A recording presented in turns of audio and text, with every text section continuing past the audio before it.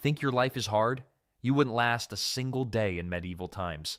Modern comforts have made us soft, and what medieval people dealt with daily would shock you to your core. Let's talk about medieval food. The stuff that would have you running back to the 21st century faster than you can say McDonald's. First off, forget everything you've seen in movies about grand feasts with giant turkey legs. For regular folks, meals were bland, boring, and often dangerous. Most people ate a diet that was about as exciting as watching paint dry. Peasants lived mainly on something called pottage, basically a sad, watery soup made from whatever vegetables they could grow, cooked in the same pot for days. It was the medieval version of Mom's mystery stew, except instead of hiding vegetables, it was hiding weevils and dirt. Bread was the main food for almost everyone, but it wasn't the fluffy, sliced stuff we enjoy today. Medieval bread was dense, dark, and often filled with all sorts of unwanted extras. The flour used was typically ground between stone wheels that would chip off into the mix. People back then had stronger teeth not from good genes, but from constantly chewing on what was basically rock-filled dough. Here's a terrifying fact.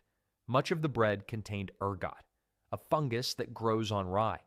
Ergot poisoning caused hallucinations, burning sensations, and sometimes death. Some historians believe ergot poisoning may have contributed to witch hunt hysteria because entire towns would start hallucinating at once. Imagine thinking your neighbor is a witch when really your baker just needed to clean his equipment. Meat was a luxury for most people. When they did get it, it was often borderline rotten because there was no refrigeration. To mask the taste of spoiling meat, they used heavy spices, if you could afford them. Otherwise, you just held your nose and hoped for the best. The 5-second rule in medieval times was more like the 5-day rule. The worst part? You couldn't even wash down this awful food with water because drinking it would make you sick. Most water sources were contaminated with human waste and other nasty stuff. Instead, everyone, including kids, drank beer or ale. Not the strong stuff we have today, but a weaker version that was safer than water because the brewing process killed germs. One study found that the average medieval peasant consumed about 8 pints of ale per day. Children as young as 5 regularly drank ale with every meal. Medieval kids didn't need to fake IDs to drink. They needed them to get water instead. Fish was another common food, but usually preserved by drying or salting since fresh fish spoiled quickly. People living by the coast might get fresh fish, but for inland dwellers, fish arrived days or weeks old. The smell alone would knock you out. By now, your stomach is probably turning, which brings us perfectly to the next medieval horror. For the average person, going to the bathroom meant using a chamber pot, basically just a bowl or bucket kept under the bed. Once filled, you'd either empty it yourself or wait for someone to collect it. Where did they empty it? Usually right out the window and into the street below. The medieval version of look out below wasn't about falling objects, but falling feces. The common practice in towns was to simply shout, "Gardy-loo!" before tossing waste from upper windows. This warning came from the French phrase garde à l'eau, meaning watch out for the water. Of course, by water, they meant something far less pleasant. This practice was so common that in some medieval cities, the rule was that waste could only be thrown from windows after 10 at night. If you were lucky enough to visit a castle, you might encounter something called a garderobe, essentially a hole in a stone seat that dropped waste straight down the castle wall. In Dover Castle, archaeologists found a garderobe that dropped waste nearly 70 feet. Kings and queens might have had thrones, but their toilets were just holes with the draft. For those who couldn't wait to get home to their chamber pot, the options were grim. Public areas often had designated spots where people would relieve themselves, creating what we'd now call open sewers. In London, there were places called common privies built over rivers, but these were few and far between. The job of collecting and disposing of human waste fell to workers with the unfortunate title of gong farmers. These brave souls would collect waste from cesspits and take it outside the city walls. They could only work at night, and the smell clung to them so badly they weren't allowed in public gathering places. Despite the awful conditions, gong farmers were actually paid quite well, about 4 times what an ordinary laborer made. The smell of medieval cities was legendary. The River Thames in London was so polluted with waste that it was described as a monster of stink. Toilet paper? Forget about it. People used whatever was available: leaves, moss, their left hand, or if they were wealthy, pieces of wool or hemp. The Romans had actually used sponges on sticks that they would rinse in vinegar or salt water, but that knowledge was mostly lost by medieval times. After spending a day drinking ale to avoid waterborne illness and then finding nowhere decent to relieve yourself, you'd be ready to head back to the 21st century. But the bathroom situation was just one of many brutal realities that made medieval life a daily test of survival. Forget those romantic notions of being a valiant knight or a fair maiden in a castle. In medieval times, most people worked back-breaking jobs from sunrise to sunset with barely enough pay to survive. Most people were peasant farmers who worked the land owned by nobles. Their daily routine: wake up at dawn, work until dusk, collapse into bed, repeat until death. A typical farmer plowed fields using wooden tools pulled by oxen, planted seeds by hand, and harvested crops with basic sickles. During harvest season, peasants worked 16-hour days in the baking sun. Records from medieval England show that a typical farm worker would burn over 4,000 calories daily just from physical labor. Medieval farmers didn't need gym memberships. They just needed to survive Tuesday. For those not farming, trades and crafts offered alternative careers, though these came with their own hardships. Blacksmiths spent their days in smoke-filled forges, breathing in toxic fumes and risking burns and eye injuries. Tanners, who turned animal hides into leather, worked with urine and toxic chemicals that turned their skin yellow and gave them horrible smells that followed them everywhere. Want to become a skilled tradesperson? Better start young. Apprenticeships typically began at age 7, when children would be sent to live with a master craftsman.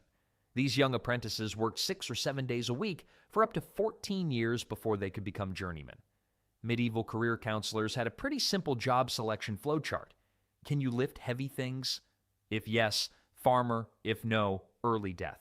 Some jobs were designed specifically for the poor and desperate. Link boys were children who carried torches to light the way for wealthy people at night. Pure finders collected dog feces to sell to tanners.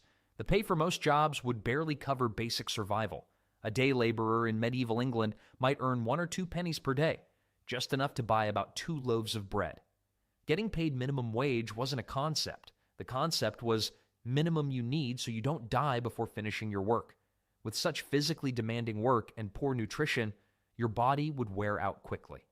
Disease was everywhere, medicine was practically non-existent, and what passed for healthcare would today be considered torture. Medieval WebMD had just one diagnosis for everything: you're probably going to die. A simple cold or flu that we treat with rest and over-the-counter medicine could be a death sentence. Without understanding of germs or infection, medieval people believed illness came from bad air or an imbalance of the 4 bodily humors: blood, phlegm, yellow bile, and black bile. Got a fever? Time for bloodletting. This involved cutting open a vein and draining blood into a bowl. Medieval doctors had one solution for everything. You've got too much blood. Let me fix that for you. Leeches were another popular treatment. These blood-sucking parasites were applied to the skin to draw out bad blood. One medical text recommended using 70 leeches at once for certain conditions. The mortality rate from disease was staggering. About 30% of children died before age 5, and the average life expectancy was between 30 and 40 years. The bubonic plague killed roughly 50% of Europe's population in the mid-14th century. Dental problems were particularly awful. With no proper toothbrushes or understanding of dental hygiene, tooth decay was common. Medieval dentists didn't need appointments. They just waited until someone was screaming loud enough to be heard through town. Even the medicines that were available were often deadly. Mercury was prescribed for everything from skin conditions to syphilis. Their prescription drugs didn't need warning labels about side effects. The side effect was always, might kill you faster than the disease. The worst part? Many diseases spread because of poor understanding of hygiene. Their idea of hand sanitizer was wiping their palms on their already filthy clothes, which is like trying to clean a muddy shoe with a dirty sock. Even if you somehow survived all these medieval medical treatments, your troubles were far from over. Life in the Middle Ages found plenty of other ways to make each day a challenge. Justice in medieval times wasn't just blind. It was downright cruel, unfair, and often completely random. The legal system operated on principles that would make modern lawyers scream in horror. First off, laws varied wildly from one town to the next. What was perfectly legal in one village could get you thrown in a dungeon just 5 miles away. There were no standardized legal codes, and most common people had no idea what was actually against the law until they were accused of breaking it. Medieval Miranda rights consisted of, you have the right to be punished. You have the right to beg for mercy. Good luck with that. The punishment rarely fit the crime. Minor offenses like stealing food when you were starving could result in having a hand chopped off. In medieval England, over 200 different crimes carried the death penalty, including cutting down a tree in the king's forest or stealing property worth more than 12 pence. Trials were nothing like our modern court system. If you were accused of a crime, proving your innocence often involved trial by ordeal. One common method was making the accused carry a red-hot iron bar for 9 feet. If your burns healed cleanly within 3 days, you were innocent. If they became infected, which was almost guaranteed without modern medicine, you were guilty. Their version of a lie detector test was basically, let's see if God stops this painful thing from hurting you. Another popular method was trial by water. The accused was tied up and thrown into a river or lake. If you sank, you were innocent. If you floated, you were guilty and executed. The logic? Water, being pure, would reject the guilty. This created a literal no-win situation for the accused. For those found guilty, execution methods were designed to be as public and terrifying as possible. Hanging was actually one of the more merciful methods. Drawing and quartering, where the condemned was dragged through streets by horses, hanged until nearly dead, disemboweled while still alive, beheaded, and then cut into 4 pieces, was reserved for the worst crimes like treason. Public executions were community events, often drawing huge crowds who brought food and drinks as if attending a festival. Medieval entertainment options were limited. You could watch someone being executed or stay home and stare at your wall. Most people chose the execution. Nobles rarely faced the same justice system as commoners. If a noble was accused of a crime, they could often demand trial by combat and hire a professional fighter to represent them. Rich criminals could also pay blood money to victims' families to avoid punishment. Meanwhile, poor people accused of crimes had virtually no defense options. What about jails? Medieval prisons weren't meant for long-term punishment. They were holding cells until your actual punishment could be carried out. These dungeons were dark, overcrowded pits where prisoners were often chained to walls or floors. No food was provided by the state. Prisoners relied on family members to bring meals, or they simply starved. Torture was a standard part of the legal process, used not just for punishment, but to extract confessions. Devices like the rack, which stretched limbs until joints dislocated, the Iron Maiden, or a coffin-like container lined with spikes, and thumb screws which crushed fingers were used to get confessions, true or false. Most people confessed to anything just to end the torture, which usually led to execution anyway. The medieval justice system's motto might as well have been, confess or suffer, then suffer anyway. Public humiliation was a common punishment for minor offenses. Being locked in the stocks meant sitting in a public square with your head and hands trapped between wooden boards while townspeople threw rotten food, mud, and worse at you. The ducking stool was used mainly for women accused of gossiping or arguing with their husbands. They would be strapped to a chair and repeatedly dunked underwater. Medieval law enforcement was equally primitive. There were no professional police. Towns hired night watchmen who were often elderly men considered too old for regular work. Their main duty was to raise the alarm if they spotted a crime or fire. Medieval cops didn't read you your rights. They just shouted, "Stop, thief," and hoped someone in the crowd would stick out a leg to trip you. Even if you were innocent, simply being accused of a crime could ruin your life.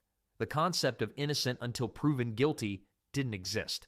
Once accused, you were basically presumed guilty, and the burden was on you to somehow prove otherwise through these horrific ordeals or trials.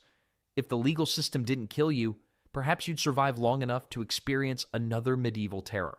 Medieval warfare was nothing like what you see in movies. Forget glorious battles with shining knights charging across open fields.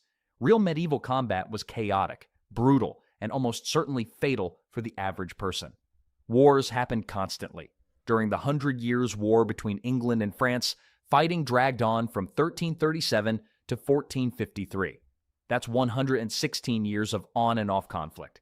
The average medieval person would experience multiple wars during their lifetime, unlike today where many people live their entire lives without seeing combat firsthand. Let's talk about armor. Only the wealthiest knights could afford full-plate armor, which cost roughly the equivalent of a modern sports car. A complete set of plate armor represented about 2 to 3 years' worth of income for a skilled craftsman. Most soldiers wore padded cloth garments called gambesons, perhaps with a few metal plates sewn on if they were lucky. Knights in shining armor were the medieval version of people with expensive sports cars, rare, showing off, and probably compensating for something. What about weapons? Swords were expensive and primarily used by knights and nobility. Common soldiers used spears, axes, or agricultural tools modified for fighting. The most feared medieval weapon was actually the longbow, which could pierce most armor at close range. English longbowmen trained from childhood, developing deformed skeletons from the physical stress of drawing 200-pound bows thousands of times. Medieval battles were incredibly lethal. At the Battle of Towton in 1461, roughly 28,000 men died in a single day, about 1% of England's entire male population. Many froze to death in the snowstorm that accompanied the battle before they ever saw combat. Battle wounds were almost always fatal due to infection, even if they weren't immediately life-threatening. For peasants, the worst part of war wasn't even the battles. It was what armies did between fights. Medieval armies lived off the land, meaning they took whatever food and supplies they needed from local villages. This often involved burning crops, killing livestock, and destroying homes. Soldiers from both sides would ransack communities, leaving civilians to starve. The medieval version of "support our troops" meant "please don't take all our food and burn our houses." Sieges were particularly horrific. When an army surrounded a castle or walled town, those trapped inside faced slow starvation. During the Siege of Paris in 885 to 886, inhabitants resorted to eating rats, cats, and eventually each other. Sieges could last months or even years. The Siege of Candia, or modern Heraklion, during the 1600s lasted 21 years, the longest siege in history. Disease killed far more soldiers than actual fighting. Armies created perfect conditions for illness, thousands of men living in close quarters with poor sanitation, limited food, and contaminated water. During the Crusades, European armies often lost half their men to disease before ever reaching their destination. Medieval army medics had two treatments: rub some dirt on it for minor wounds and prepare to meet your maker for everything else. Civilians caught in war zones faced terrible choices. Fleeing meant abandoning homes and possessions, possibly facing starvation on the road. Staying meant risking violence from passing armies. Women and children weren't spared. Medieval chronicles describe entire villages being slaughtered regardless of age or gender. If somehow you managed to avoid getting drafted into these bloody conflicts, survived the roaming armies, and didn't starve from war-caused famines, you'd still have to endure the general misery of everyday medieval life. The smell hit you first.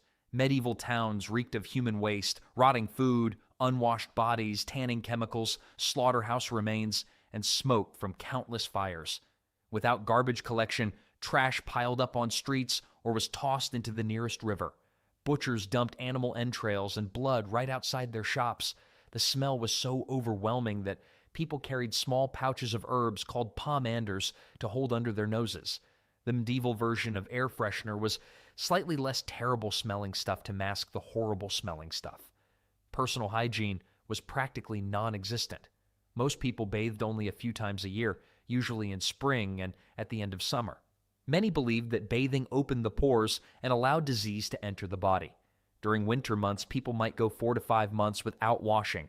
Head lice were so common that special combs for removing them were standard grooming tools. Medieval dating profiles would have included only moderate lice infestation as a major selling point. Clothing was uncomfortable, rarely washed, and worn until it fell apart. Undergarments were made of rough linen that irritated the skin. Outer garments were heavy wool that itches constantly. Both rich and poor typically owned only 2 or 3 sets of clothes total. Shoes were made of thin leather with flat soles that provided no protection from the elements. The language barrier would be nearly insurmountable. Middle English from the 1400s sounds almost like a foreign language to modern English speakers. Common phrases like "Wyatt is thin nama" or "What is your name?" would be incomprehensible. You'd struggle to understand others, and they'd think you were speaking gibberish. Privacy didn't exist. Most households consisted of one room where everyone ate, worked, and slept together. Beds were shared by multiple family members, and sometimes travelers would share beds with strangers at inns. Even wealthy homes had servants present at all times, including during private moments. Entertainment options were limited and often violent. Public executions drew large crowds and were treated as festivals. Animal baiting, where dogs would attack chained bears or bulls, was popular. Less violent options included watching traveling performers or listening to bards tell stories, but these were infrequent treats. The social hierarchy was rigid and unforgiving. The feudal system meant everyone had a fixed place, and social mobility was nearly impossible. About 90% of the population were peasants who owned nothing and worked land belonging to nobles. Moving up in the station or changing occupations rarely happened. Knowledge was limited, and superstition filled the gaps. Most people believed in witches, demons, and magical creatures. Medical problems were attributed to evil spirits, bad air, or astrological influences. A solar eclipse could send an entire town into panic, believing the world was ending. Medieval fact-checking consisted of asking the oldest person in the village if they'd heard the same thing before. Communication was slow and unreliable. News traveled at the speed of a walking messenger or horseback rider. Information from 50 miles away might take days to arrive, and news from other countries could take months, if it arrived at all. Let's talk about their houses first. Now, I used to think medieval peasants just threw together some wooden shacks and called it a day. Boy, was I wrong. These folks were basically the original underground living enthusiasts. They dug their houses about 2 to 3 feet into the ground, which might not sound like much, but it's basically like building your house in a shallow swimming pool. Except instead of keeping cool, they were trying to stay warm. And it worked. Recent archaeological studies showed these partially sunken houses stayed about 10 degrees warmer than surface dwellings during winter months. You know how your parents always yell at you for leaving the front door open because they're not trying to heat the whole neighborhood? Medieval peasants took that energy-saving mindset to the extreme. Their windows were tiny. We're talking barely bigger than your head tiny. And those low ceilings weren't just because medieval people were shorter, though they were. It was all about keeping the heat where they wanted it, inside. Medieval peasants used something called wattle and daub to insulate their homes. Now, before you get excited, wattle isn't some cute medieval animal. It's basically a bunch of twigs woven together like a massive basket. And daub? Well, it's a delightful mixture of clay, straw, and, wait for it, manure. Yes, they literally put poop in their walls. The next time your room smells a bit funky, just remember, at least your walls aren't made of medieval composting material. Though I have to say, these walls were surprisingly effective. Archaeological experiments have shown they provided insulation comparable to a modern wall with basic fiberglass insulation. The winner of medieval heating was the central hearth. This wasn't just any old fireplace, it was the medieval equivalent of a combination microwave, heater, and social media hub all rolled into one. Located right in the middle of the house, it did everything from cooking their meals to keeping them warm, and it was where all the hot gossip about whose ox ran away with whose cow was shared. Recent archaeological digs have uncovered some fascinating stats about these hearths. In a typical peasant house from around 1300, the central hearth could maintain temperatures between 50 to 60 degrees Fahrenheit, even when it was freezing outside. That might sound chilly to us modern folks who cry when the thermostat drops below 72 degrees Fahrenheit, but for medieval peasants, it was practically tropical. They are geniuses on how they designed their single-room homes. Everything was strategic, from the placement of sleeping areas as far from drafts as possible to the angle of the roof steep enough to shed snow, but not so steep that the thatch would slide off. It was like a medieval version of feng shui, except instead of arranging furniture for good luck, they were arranging it so they wouldn't wake up as human popsicles. Archaeological evidence shows they even oriented their houses to face the sun's path, maximizing natural heat during winter days, and something that would make modern architects scratch their heads. These houses were actually designed to be a bit smoky inside. The smoke from the hearth would rise and help create an insulating layer near the ceiling, while also protecting the thatch roof from insects and rot. Sure, it probably wasn't great for their lungs, but when you're trying not to freeze to death, A little smoke is the least of your worries. Studies of preserved medieval roofs show that this smoky environment actually doubled the lifespan of thatched roofs.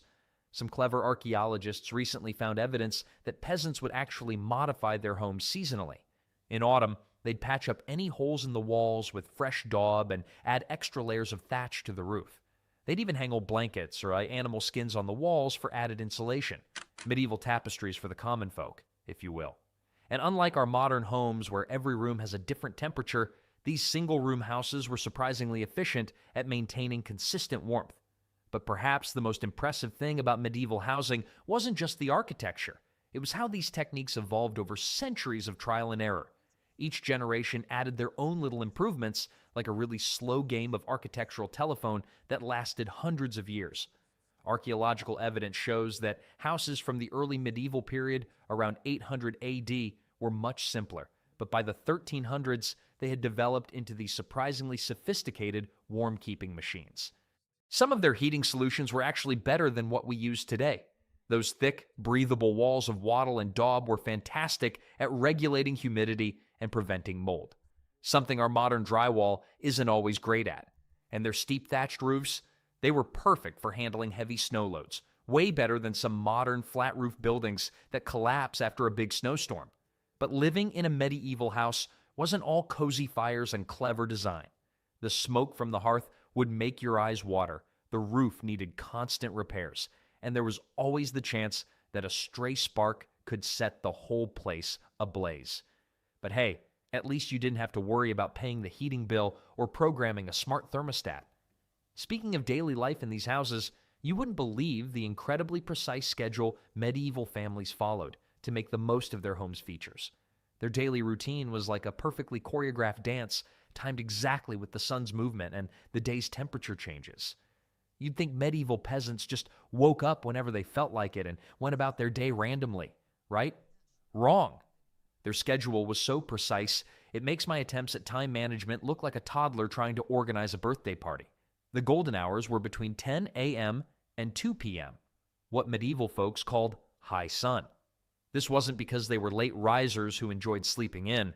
No, this 4-hour window was when temperatures peaked, and everyone in the village coordinated their most important work during this time.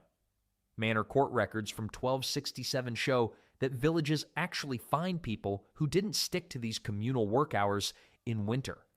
Talk about strict scheduling. And you thought your school's tardy policy was harsh.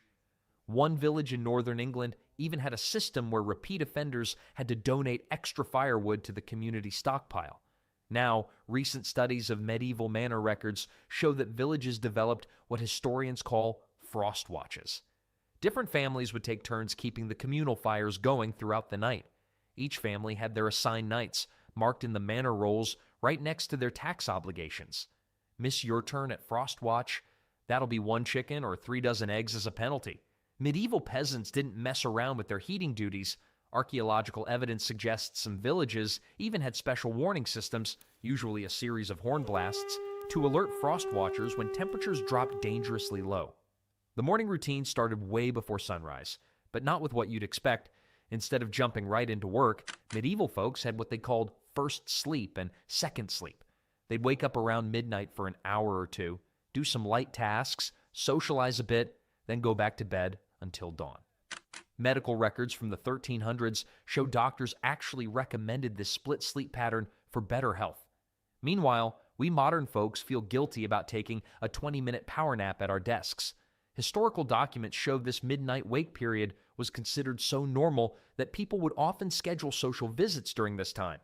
Mealtimes were a whole other level of coordination.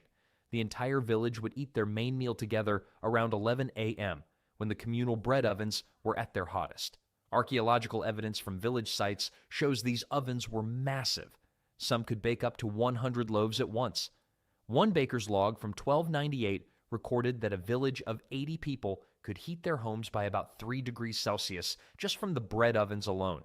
Talk about killing 2 birds with 1 stone. Or should I say, feeding 2 needs with 1 heat. The timing was so crucial that villages actually had bread bells that would ring when the ovens reached optimal temperature. The afternoon had its own clever timing tricks. Between 2 p.m. and sunset, work moved indoors. This wasn't because medieval peasants were lazy, it was a pure survival strategy. Court records show villages actually had official cold watchers who would monitor temperatures using primitive but effective methods like watching how quickly water froze in clay pots. When these watchers gave the signal, everyone knew it was time to head inside where the day's stored heat could be put to good use. Some villages even developed a point system. You'd lose points for being caught working outside after the cold warning, and too many lost points meant extra community service duties. You know those people who always complain about meetings that could have been emails? Medieval peasants would laugh at our inefficiency. They had something called twilight councils, community meetings held in the largest house in the village right as the sun was setting. This wasn't just about saving daylight. The body heat from dozens of people gathered together could raise the temperature of a large room by up to 5 degrees Celsius. Now that's what I call a productive meeting. Historical records show these meetings were so effective at heating that some villages actually scheduled their most important discussions for the coldest days. They even coordinated their bedtimes, not because they had strict parents, but because the last family to bank their fire for the night was responsible for checking all the other houses' fires were safely banked too. Manor records showed this job rotated weekly, and getting caught sleeping on the job, literally, meant you had to donate a portion of your fuel supply to the community stockpile. One particular record from 1289 mentions a man who fell asleep during his fire-checking duties and had to give up half his winter firewood as punishment. These medieval communities had some pretty incredible methods for preserving their food through the winter months. Their storage techniques were just as sophisticated as their timing strategies, and some of them might surprise you. Medieval peasants would have crushed it on those survival TV shows. Their food preservation techniques were so smart that modern scientists are actually studying them. Just don't tell Gordon Ramsay about some of their methods. He might have a meltdown. Though honestly, their preservation skills might even impress him once he got past all the dirt. Let's start underground. Medieval peasants had these brilliant storage pits that kept temperatures steady at around 40 degrees Fahrenheit year-round. Recent archaeological digs found thousands of these pits across England. They were basically the medieval equivalent of your refrigerator's crisper drawer, except they actually worked. One village in Yorkshire had over 200 storage pits for just 50 families. That's 4 personal underground fridges per household. And here we are, fighting over fridge space with our roommates. Archaeological analysis shows these pits were so well designed that they maintained more stable temperatures than some modern root cellars. They turned their vegetables into natural thermometers. Root vegetables like carrots and turnips were placed in specific spots within these pits. If the carrots started showing signs of frost damage, they knew they needed to add more insulation. If they started sprouting, they needed better ventilation. A medieval manuscript from 1283 actually lists different vegetables in order of their cold sensitivity. It's like a primitive temperature monitoring system, but with turnips instead of technology. Recent studies of these manuscripts reveal they had identified over 20 different vegetable varieties with varying cold tolerances. Now, about that hay everyone keeps talking about. Medieval peasants didn't just use it for their animals, they wrapped their houses in it like a giant winter coat. But the genius move is that they stored this insulating hay in layers around their food storage areas. Archaeological evidence from a 13th century village shows they created what scientists now call thermal gradient zones. Each layer of hay reduced the temperature fluctuation by about 2 degrees Celsius. 3 layers of hay meant your food storage stayed 6 degrees more stable. Not bad for people who never took a physics class. Modern experiments recreating these methods have shown they're nearly as effective as some modern insulation materials. The snow trick is where things get really interesting. Most people today run inside when it snows, but medieval peasants ran outside with their storage containers. They'd pack snow against their food storage areas in carefully calculated layers.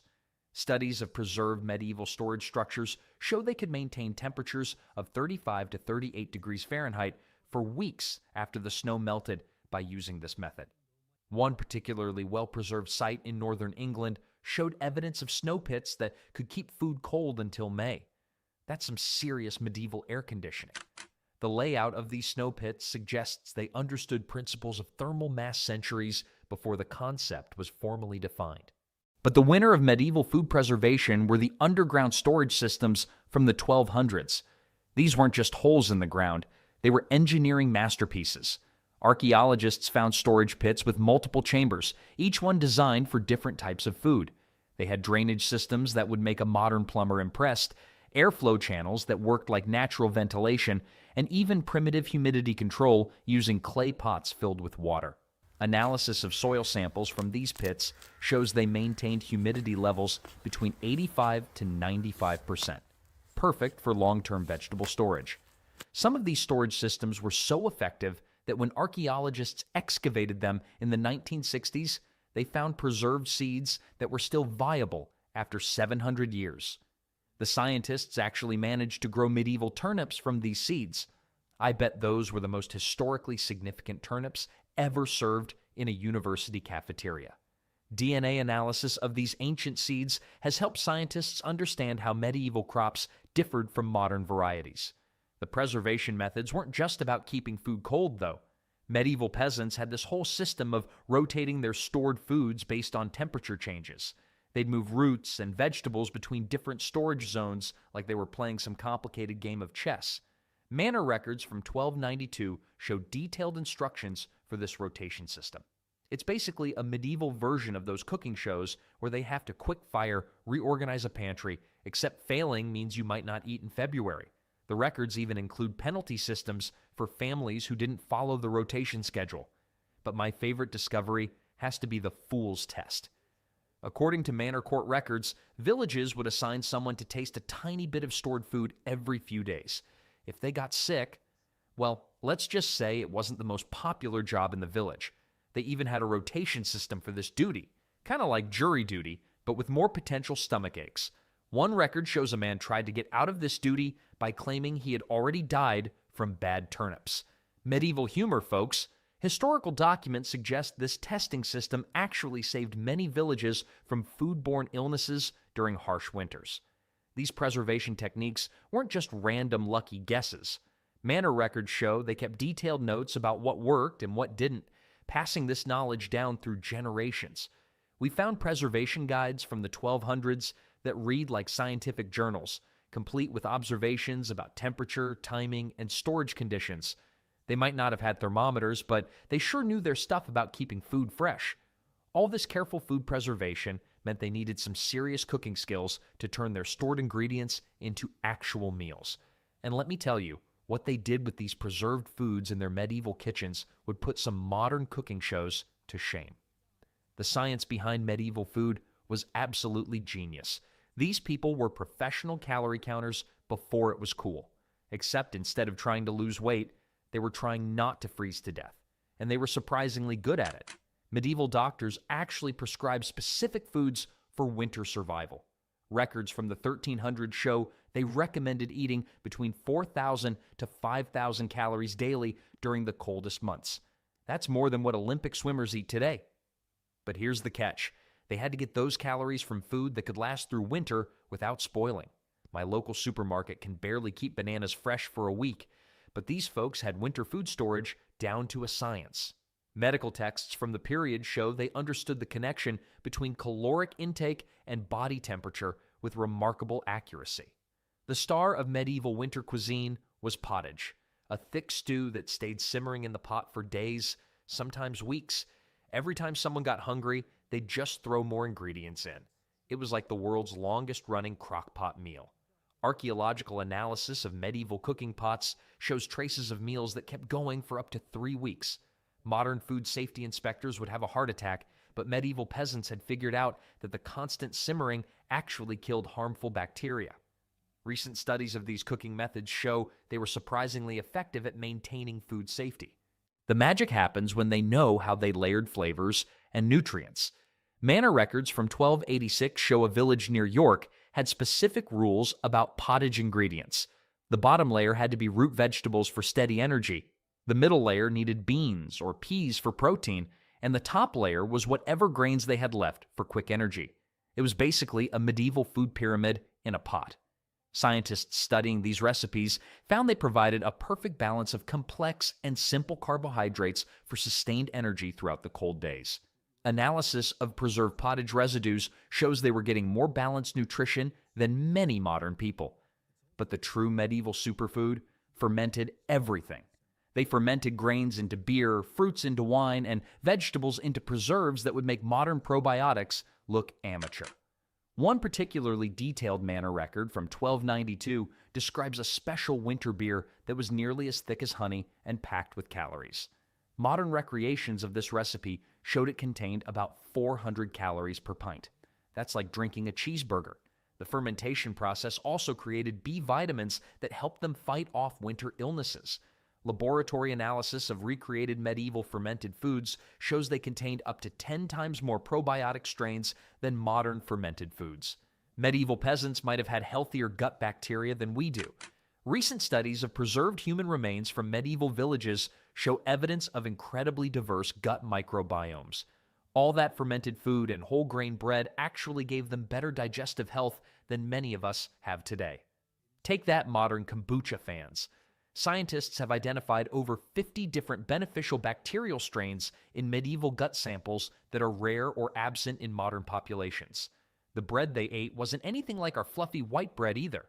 Medieval winter bread was dense, dark, and usually slightly fermented. Archaeological evidence shows their grain mills were terrible at removing bran and germ from wheat, which accidentally made their bread way more nutritious than modern white bread. One loaf of medieval bread contained more fiber than a modern person eats in 3 days. Sure, it was probably hard enough to use as a weapon, but it kept them alive through winter. Chemical analysis of preserved bread samples shows they were getting up to 40% more nutrients from their bread than we get from modern whole grain bread. They even had specialized winter versions of common foods. Scientists studying medieval recipes found they would deliberately overcook some grains to make them more digestible and calorie-dense. A porridge recipe from 1278 specifies cooking the grains until they're soft as child's teeth. Gross description, but brilliant science. The longer cooking time broke down the complex starches, making the calories more readily available for keeping warm.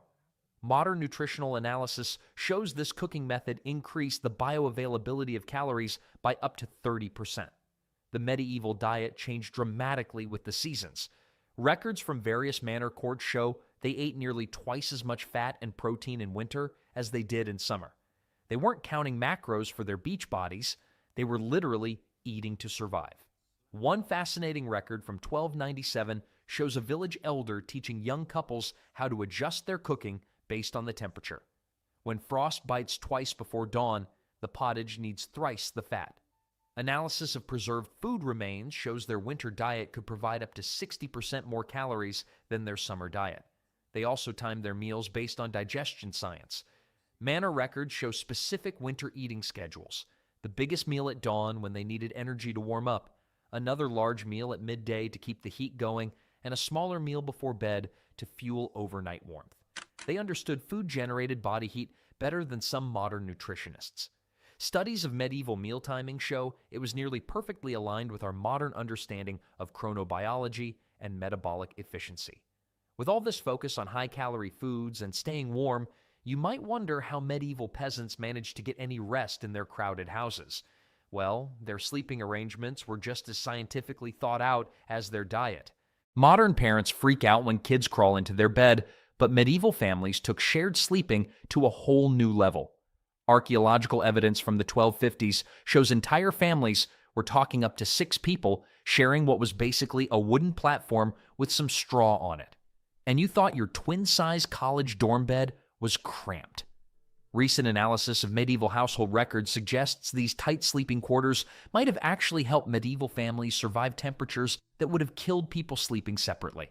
In fact, studies show the combined body heat in these shared beds could raise the local temperature by up to 8 degrees Celsius.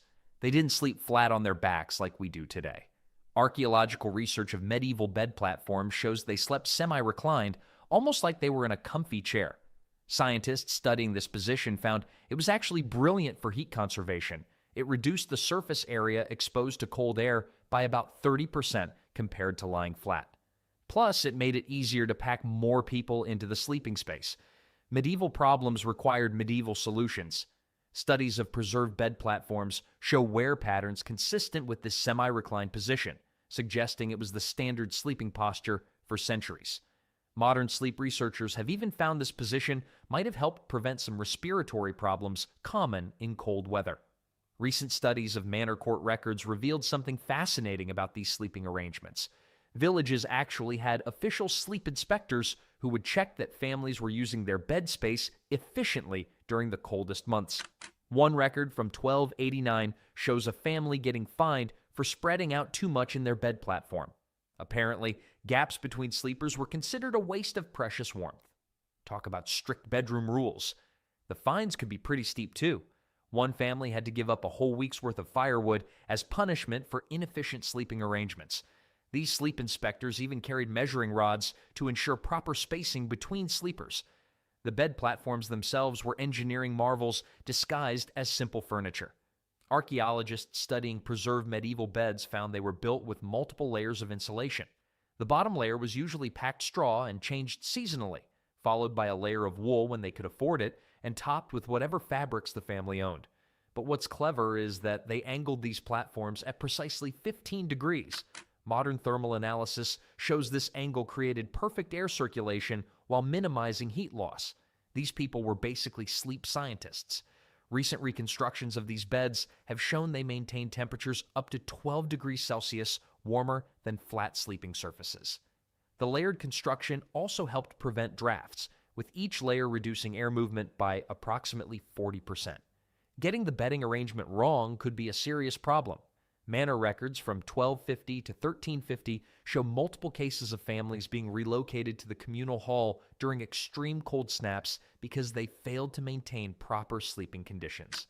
One particularly dramatic account from 1298 describes a village elder demonstrating proper sleep positioning by arranging the entire family like spoons in a drawer. Medieval people invented spooning. Who knew? Historical records suggest this spooning arrangement could raise body temperature by up to 2 degrees Celsius compared to random positioning. Scientific analysis of shared body heat distribution shows this arrangement was nearly perfect for heat retention. The height of the bed platform mattered too. Archaeological evidence shows they built these platforms exactly 18 inches off the ground. This wasn't random. Modern environmental studies show this height kept sleepers above the coldest layer of air that settled at floor level, while still benefiting from rising heat from any animals kept below. Some particularly clever households even built their bed platforms directly above the cattle pen, medieval underfloor heating at its finest. Temperature measurements in reconstructed medieval houses show this elevation could mean a difference of up to 5 degrees Celsius. The platforms were also slightly tilted toward the center, creating a subtle bowl effect that kept everyone from rolling out while sleeping. It's also impressive how they scheduled sleep. Unlike today, where everyone just crashes whenever they feel like it, medieval families coordinated their sleep positions throughout the night. The youngest and oldest family members who needed the most warmth started in the middle of the group. As people got up for their various night duties, checking the fires, tending to animals, or the infamous first sleep activities, they would rotate positions to maintain optimal heat distribution. It was like a complex dance choreography, except everyone was unconscious. Manor records actually include detailed diagrams showing these rotation patterns and schedules. Those warm bodies needed proper clothing to make the most of their shared sleeping space, and medieval people had some pretty sophisticated fashion solutions. Forget everything you've seen in medieval movies. These people weren't running around in thin tunics during winter. The real medieval fashion scene would shock modern designers. For starters, they never washed their winter clothes. Before you say gross, there was actual science behind this decision. The natural lanolin in wool acts as a waterproofing agent, and washing removes it. One medieval text from 1267 specifically warns, "A clean wool cloak is a cold wool cloak." Medieval people understood chemistry without knowing what chemistry was. Modern lab tests on preserved medieval garments show unwashed wool clothing retained up to 40% more water resistance than washed versions. Wool was the superstar of medieval winter wear. Archaeological evidence shows they didn't just wear one layer of wool, they wore up to 5 layers. Each layer was processed differently to serve a specific purpose. The innermost layer was soft and thin, while outer layers were progressively thicker and coarser. Scientists studying preserved medieval clothing found this layering technique created air pockets that trapped heat more effectively than modern polyester. Tests show a typical medieval winter outfit could maintain body heat for up to 6 hours in freezing temperatures. Analysis of the weaving patterns reveals they even adjusted the direction of the wool fibers in each layer to maximize insulation. But it gets interesting when they stuff their clothes with dried moss and straw. Recent analysis of preserved clothing from the 1300s shows traces of over 12 different types of moss used for insulation. Each type had different properties. Some were naturally antimicrobial, others were better at trapping air. Manor records even show villages had designated moss collectors who knew exactly which types to gather. One record from 1292 describes a heated argument between two villages over access to a particularly good moss gathering spot. Medieval people literally fought over moss. That's how important it was. Scientific analysis of these moss varieties shows some had insulation properties comparable to modern synthetic materials. The really impressive thing is in how they treated their winter clothes. They'd rub them with animal fat, usually sheep or deer, to increase water resistance. Lab tests on recreated medieval clothing shows this treatment was surprisingly effective. It could repel water for up to 4 hours in heavy rain. They also discovered that mixing certain types of tree sap with the fat made it even more water resistant. A medieval recipe from 1285 specifies mixing pine sap with sheep fat in exact proportions that modern scientists say is nearly identical to modern waterproofing formulas. Recent experiments show this mixture could maintain its water-resistant properties for up to 3 months before needing reapplication.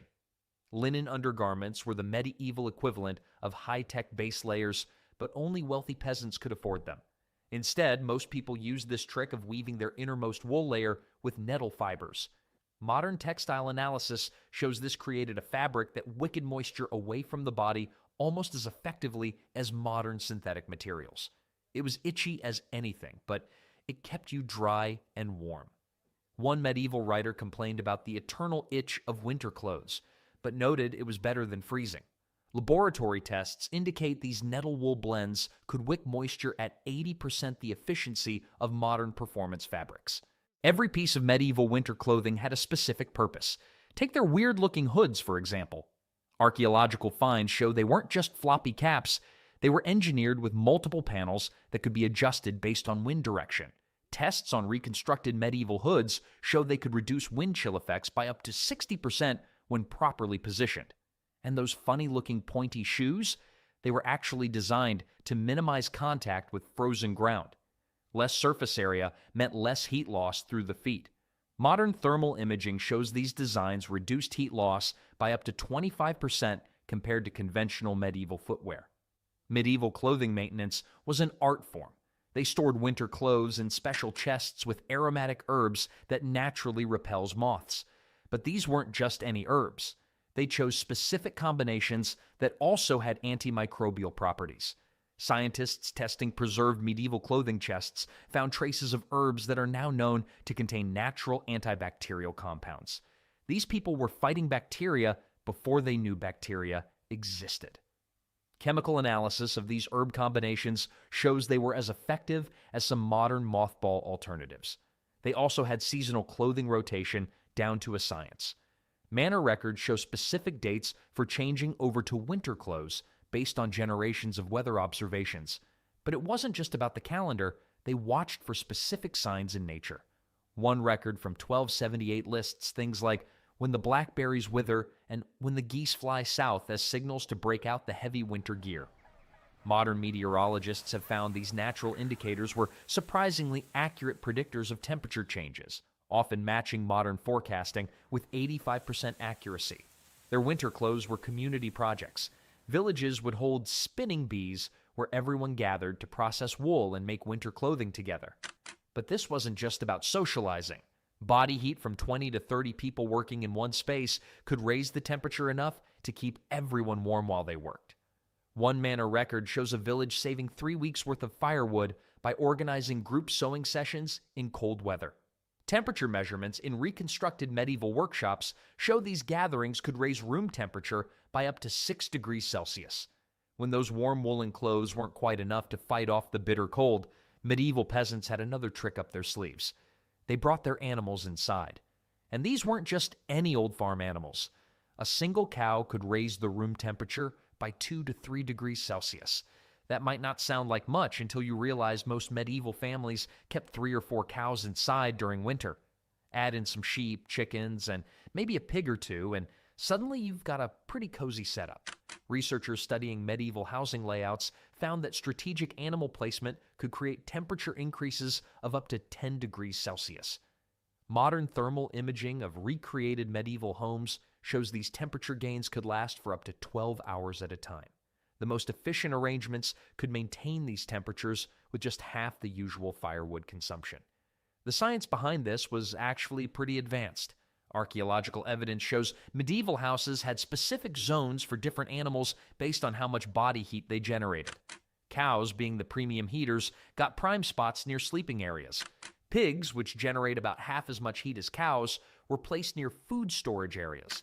Chickens, despite their tiny size, were particularly valued because they could fit into small spaces and still pump out surprising amounts of warmth. One medieval record from 1288 actually ranks animals by their heating value. A cow was worth 4 sheep or 16 chickens in terms of warmth generation.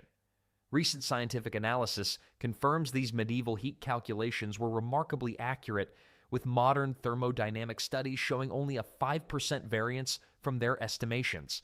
But it wasn't just about the heat. These animals created what scientists now call a primitive greenhouse effect. Their breath and body heat would create warm, humid air that helped prevent the bitter cold from seeping in. Modern environmental scientists have recreated these conditions and found that animal-warmed medieval houses could maintain relative humidity around 60%, perfect for preventing both freezing and mold growth. Your modern humidifier has nothing on medieval livestock. Lab tests show this humidity level also helped preserve wooden structures and prevented respiratory problems common in dry winter air. The combination of heat and humidity created a microclimate that could extend food preservation times by up to 3 weeks. It is really clever how they designed special winter quarters for the animals. Archaeological digs have uncovered evidence of raised platforms and specialized feeding troughs that kept animals in specific positions to maximize heat distribution. One particularly well-preserved site showed a system where cows were positioned so their breath would create a warm air current flowing toward the family's sleeping area. These people were medieval HVAC engineers. Analysis of airflow patterns in reconstructed buildings shows these arrangements could increase effective temperature by an additional 2 to 3 degrees. Studies of preserved floor plans reveal they even accounted for seasonal wind direction when positioning their animal pens. Manor court records reveal some pretty interesting disputes about winter animal arrangements. One document from 1276 describes 2 families arguing over whose turn it was to host the village's largest bull. Apparently, he was the premium heating unit in town. Another record shows a family being fined for trying to claim their skinny cow provided as much heat as their neighbor's fat one. They actually had standards for this stuff. Court records include detailed testimonies from animal heat assessors who would evaluate livestock for their warming potential. These assessors developed a sophisticated scoring system based on animal size, age, and health that modern researchers find remarkably consistent with actual heat output measurements. The arrangement wasn't just random either. Scientists studying medieval floor plans found they positioned animals to create convection currents that would circulate warm air throughout the house. The animal's body heat would cause the air to rise, creating a natural circulation system. Tests in reconstructed medieval houses show this system could maintain temperatures above freezing even when it was minus 10 degrees Celsius outside. No wonder these arrangements were taken so seriously. They were literally life-saving. Modern airflow studies have revealed these medieval designs achieve 70% of the efficiency of modern passive heating systems. Some particularly well-designed houses could maintain stable temperatures for up to 18 hours without additional fuel. But keeping animals inside came with its own challenges. Medieval people developed sophisticated waste management systems that would impress modern farmers. They used layers of straw and ash to create composting floors that absorbed animal waste while generating additional heat through decomposition.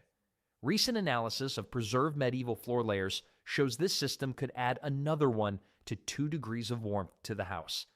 Talk about making the best of a smelly situation. Chemical analysis of these floor layers reveals they also produce natural antiseptic compounds that help prevent disease. The layered composting system created a self-sustaining cycle that provided both heat and fertilizer for spring planting. The animals also needed to be fed and watered without letting all the warm air escape. Archaeological evidence shows they developed clever feeding systems using chutes and hatches that minimized how often doors needed to be opened. One particularly innovative design from a 1290s house shows a rotating feed box that could be loaded from outside and turned inward. Medieval people invented the pet door. Testing of reconstructed feeding systems shows they reduced warm air loss by up to 60% compared to conventional door opening. Energy efficiency studies indicate these medieval designs were nearly as effective as modern airlock entry systems. Some villages even had specific rules about which animals could be kept inside based on house size and family numbers. Manor records show calculations for optimal animal warmth ratios. They figured out exactly how many animals could comfortably fit in a space while providing maximum heat benefit. One record from 1295 specifies that a family of 5 needed at least 2 cows' worth of animal heat to survive the winter. Modern thermodynamic calculations show these medieval estimates were surprisingly accurate, falling within 10% of current scientific measurements for animal heat generation. The most efficient households could maintain comfortable temperatures with just 60% of the livestock typically needed. With all these animals and people packed together in medieval houses, organizing the community became crucial for survival. Villages developed complex systems for coordinating everything from wood gathering to shared warming spaces. These people took winter preparation so seriously that archaeological evidence shows villages had designated frost wardens who started planning winter survival strategies in the middle of summer.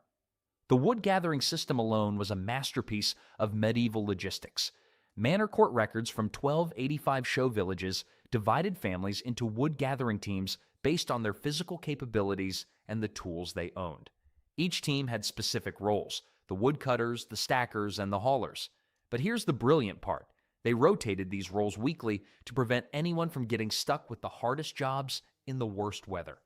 Modern organizational psychologists studying these records say this rotation system was more sophisticated than some modern workplace schedules. Recent analysis of preserved village records shows they even had a point system for winter preparation duties. Families earned points for contributing to communal wood piles, maintaining shared pathways, and participating in frost watches. A record from 1293 shows one village tracking these points with remarkable precision. They actually carved notches into a communal counting stick. Slacking off wasn't an option.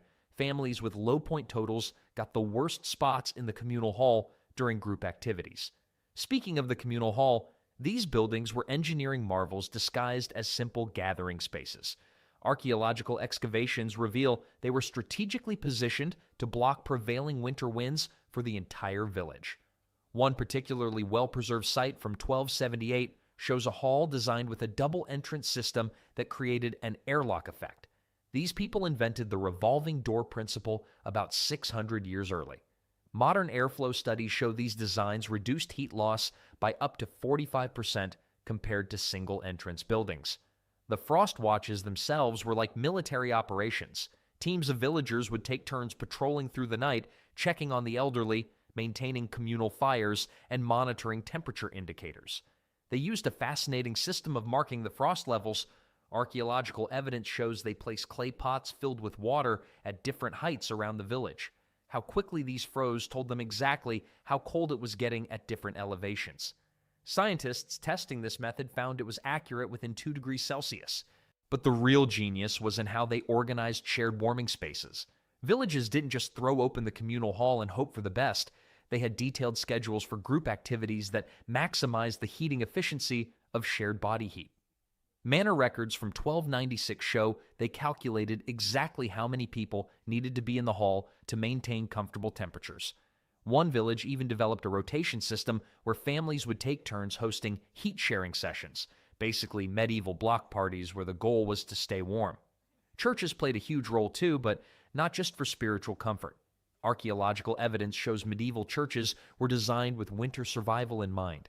They had special warming rooms called calefactories, where the elderly and infants could stay during the coldest days. Analysis of church records shows these rooms were carefully managed. They even had designated warmth watchers who maintained optimal temperatures. Modern studies of preserved church architecture reveal these rooms could maintain temperatures up to 8 degrees Celsius warmer than outside, just from shared body heat and strategic design. The communal baking system was another stroke of medieval genius. Instead of each family firing up their own oven, villages coordinated massive baking days where everyone used the same ovens in sequence. Manor records show they figured out the exact order of baking that would maximize heat usage: breads first, then pies, then dishes that needed less heat. Scientists studying these records calculated this system saved about 60% of the fuel that would have been used if everyone baked separately. Every village had their own winter survival innovations too. One community invented a system of underground tunnels connecting important buildings, which archaeologists initially thought were for storage but turned out to be heated passageways. Another village developed a method of using hot rocks from the communal ovens as portable heaters. They'd wrap them in scraps of wool and distribute them to the elderly. The ingenuity of these solutions often depended on what resources each village had available. Modern research into medieval village organization has even uncovered evidence of early social welfare systems. Villages kept detailed records of families who might struggle in winter, the elderly, the sick, households with new babies, and organized support networks to help them. They weren't just being nice, they understood that the whole community's survival depended on protecting its most vulnerable members. All these community systems were a testament to medieval ingenuity. Their methods might seem primitive to us now, but they created something remarkable, a community where survival depended on everyone working together. Ever wondered what it was really like living in those grand medieval castles? Well, forget the fairy tales and fantasy movies. Let's take a real look at castle life, from dawn to dusk. When even the kings and queens woke up with backaches, you know it's going to be an interesting story. While we complain about our memory foam mattresses being too soft or too firm, medieval folks were snoozing on what was essentially a bag of straw that hadn't been changed since the last harvest festival. The mattress situation was so bad that many medieval medical texts actually included treatments for straw-related injuries. Yes, you read that right. People were getting hurt by their beds. Imagine explaining that to your local healer. Well, you see, I was attacked by my mattress. The rich nobles had it slightly better with wooden frames for their straw, which is kind of like saying they had the privilege of being uncomfortable on a slightly higher level. The morning wake-up call wasn't your friendly smartphone alarm with its gentle chimes either. Instead, you might be startled awake by a rooster having an existential crisis at dawn, or worse, the castle's designated wake-up person.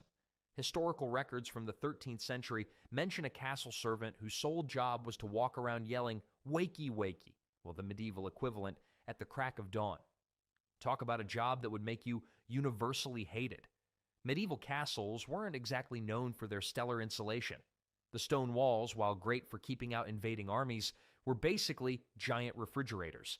Many castle residents slept in their clothes from the previous day, not because they were lazy, but because it was either that or wake up as a human icicle. Some clever nobles would have their servants warm their beds with special warming pans filled with hot coals, though there are plenty of amusing accounts of these going wrong. One 14th century chronicle mentions a noble who ended up with a scorched bottom because his servant got a bit too enthusiastic with the bed warming. The wool blankets, when you could get them, were about as comfortable as cuddling with a sheep that had been rolling in thorns, but they were treasured possessions nonetheless. In fact, blankets were so valuable that they often appeared in wills and dowries. Imagine being so excited about inheriting your great-aunt's itchy blanket that it was specifically mentioned in her will. The windows in medieval castle bedrooms weren't the grand glass-paned affairs we see in movies.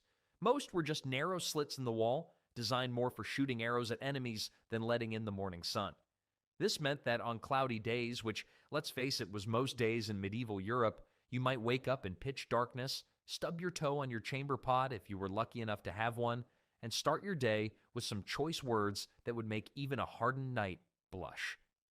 After dragging yourself off that torture device they called a bed, you'd face the next medieval morning challenge, getting clean.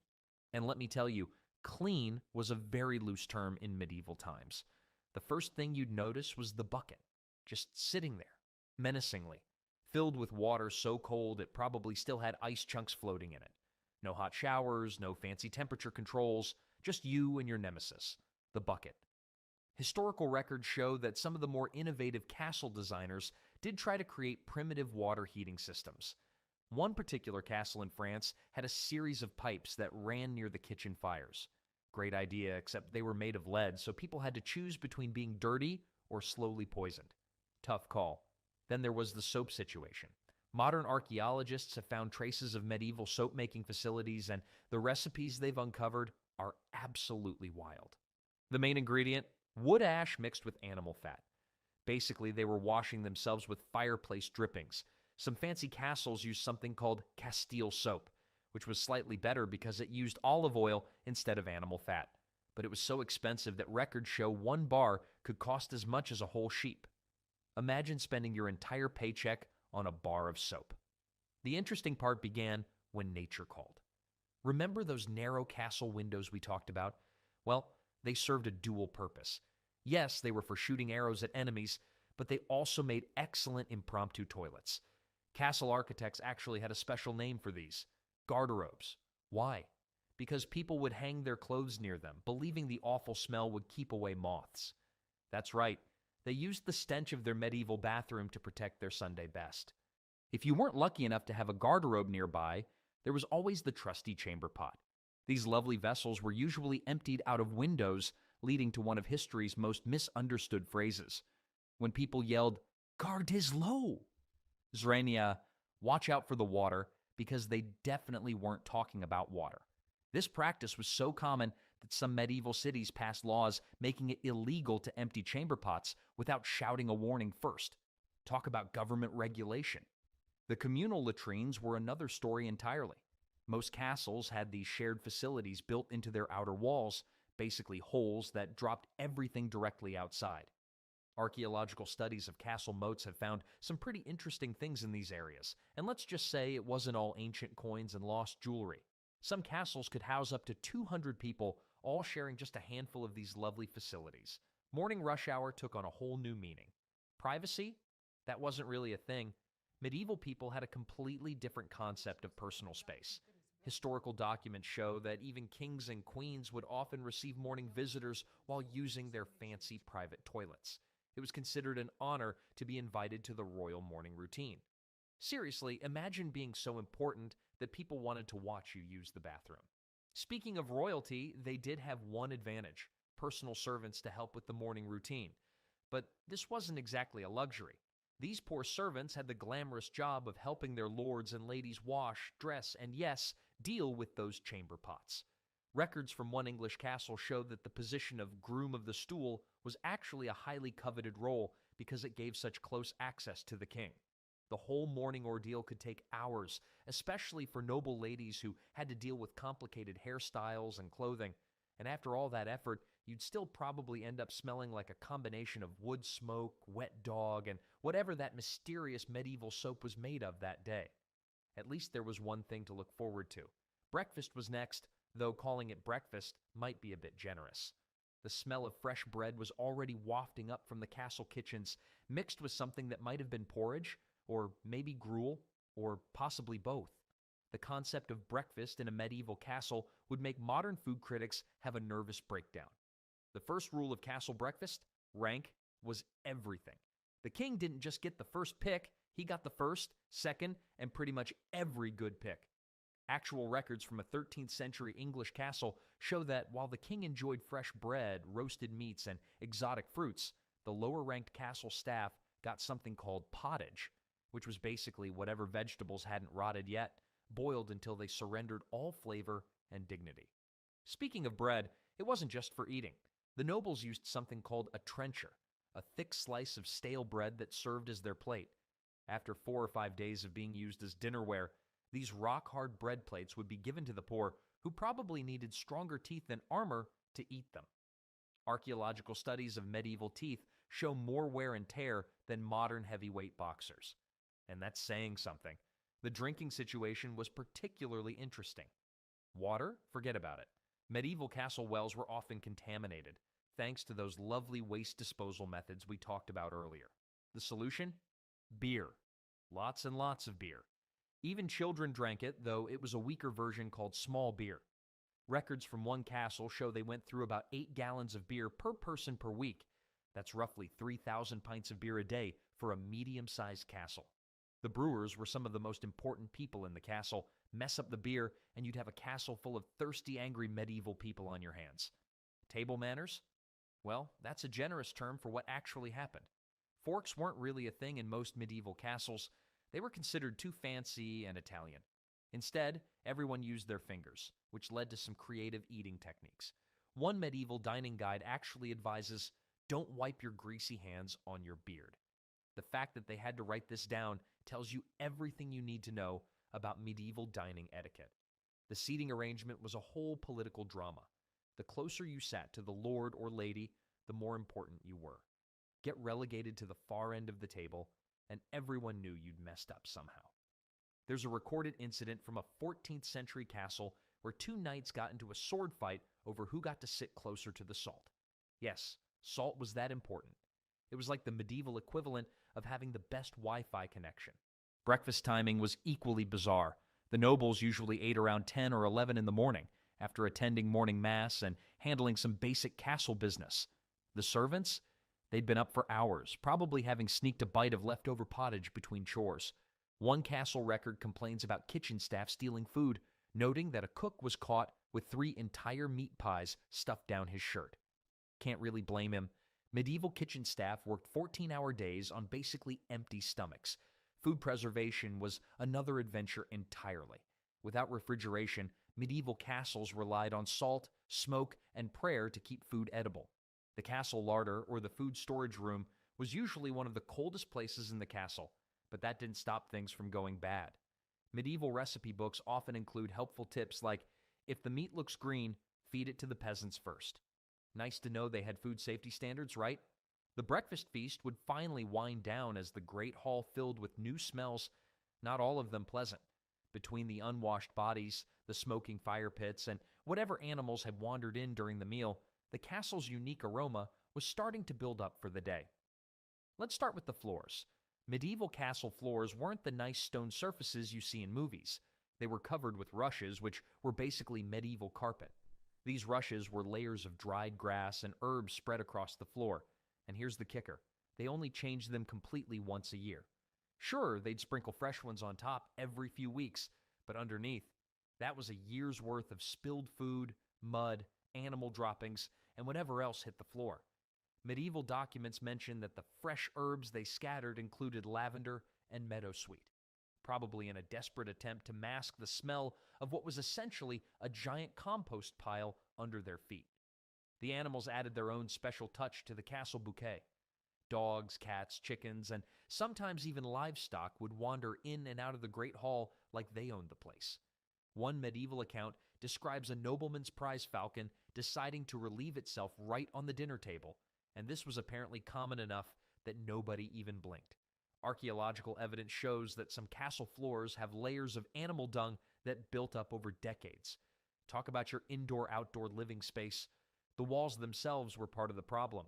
Stone walls in damp climates tend to sweat, creating perfect conditions for mold. Medieval castle walls were often covered in tapestries, not just for decoration, but to try to keep the damp and mold at bay. These tapestries, which rarely if ever got cleaned, became their own ecosystems of mildew, bugs, and mouse homes. One surviving castle inventory from 1380 mentions tapestries so old and rotted that they moved on their own, probably from all the critters living in them. Then there was the smoke. Every room with a fireplace contributed to the castle's indoor smog problem. The chimneys weren't exactly high-tech, and smoke just kind of went wherever it wanted. Medical records from medieval castles showed that eye problems were super common. No surprise when you're basically living in a barbecue pit. Some clever castle designers tried to fix this by building sophisticated ventilation systems, but most of these just ended up creating weird drafts that made the smoke problem even worse. The kitchen area was its own special circle of olfactory hell. Food waste, unwashed dishes, and the constant cooking created a smell that could knock a vulture off a garbage wagon. Because refrigeration didn't exist, meat was often kept until it was just this side of rotten before being cooked. They'd cover up the taste with heavy spices, which is why medieval recipes call for spice amounts that would make a modern chef faint. The kitchen waste would get tossed right outside the kitchen window, creating what one medieval writer delicately called the castle's own personal mountain of interesting aromas. But perhaps the worst offender was the garderobe system. Those castle toilets we mentioned earlier. The design feature of these toilets was that they emptied directly down the castle walls into the moat or castle ditch. In summer, this created what one medieval chronicler called a most unique defensive system. The smell was so bad that some attackers actually gave up their siege. Now that's what you call biological warfare. With all these lovely scents mixing together, it's no wonder that medieval castle dwellers were always ready for some outdoor activities. And speaking of outdoor activities, the castle's defensive training was about to begin. Medieval castles weren't just fancy stone mansions, they were the medieval equivalent of a nuclear bunker, complete with more safety features than a modern helicopter parent could dream up. The walls weren't just thick, they were, I dare you to try something, thick. Archaeological studies have shown that some castle walls were up to 20 feet thick at the base. Knights would actually train by trying to shoot arrows through special slits in these walls, which was about as easy as threading a needle while riding a horse backward.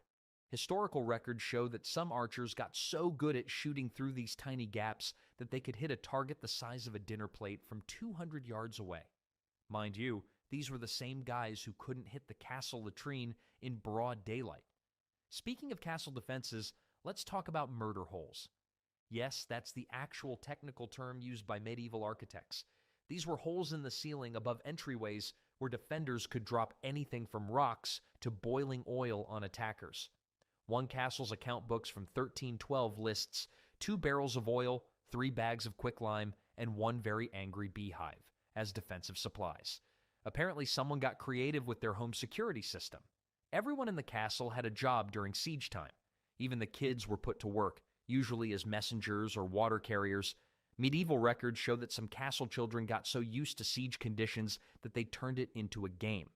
One account mentions children playing siege by throwing rotten vegetables at each other from different castle towers.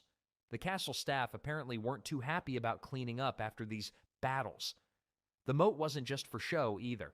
Besides being filled with all sorts of unmentionable things, courtesy of those lovely castle toilets, moats were engineering masterpieces. Some castle moats were designed to be quickly flooded or drained using complicated water management systems. One French castle had a moat that could be filled in under an hour, which probably led to some very surprised attackers. Hold on, guys, I swear this was solid ground a minute ago. The really impressive thing is the castle's drawbridge operator. This person had one job: don't mess up. Historical documents describe several incidents where nervous operators raised the bridge too early, leaving their own soldiers stranded outside, or worse, lowered it at the wrong time. One particularly unfortunate operator in a Welsh castle accidentally trapped half a cow in the raised drawbridge. The cow wasn't hurt, but it did create what the chronicles called a very awkward afternoon for everyone involved. But the most ingenious part of castle defense was the spiral staircases. They always curved clockwise going up, giving right-handed defenders the advantage in sword fights. The steps were also made uneven on purpose, slightly different heights and depths, so that defenders who knew the stairs could run up and down easily while attackers would trip. Talk about home field advantage. One medieval chronicle actually records an entire attacking force being defeated because they fell down the stairs like a bunch of drunken geese. The defensive training wasn't just about fighting, it was about survival. Castle residents had to be ready for long sieges, sometimes lasting months. They stored food, weapons, and supplies like their lives depended on it. One castle's inventory list included emergency supplies of 500 arrows, 200 barrels of salted fish, and oddly enough, 3 juggling balls. Even in medieval times, apparently, entertainment was considered essential. The most successful castles were the ones that could outlast their attackers, which meant having enough supplies to feed everyone from the lord down to the lowest servant. After all that defensive training, medieval folks needed to blow off some steam. And boy, did they know how to party, just not in ways that would make much sense to us today. Take jousting, for instance. You'd think smashing into each other with pointy sticks while riding horses would be dangerous enough, But no, medieval people had to make it more interesting. Records show that some tournaments included novelty jousts, where knights had to compete blindfolded or riding backward. One particularly wild tournament in 1316 had knights jousting while standing in boats on a castle moat. Unsurprisingly, that trend didn't catch on.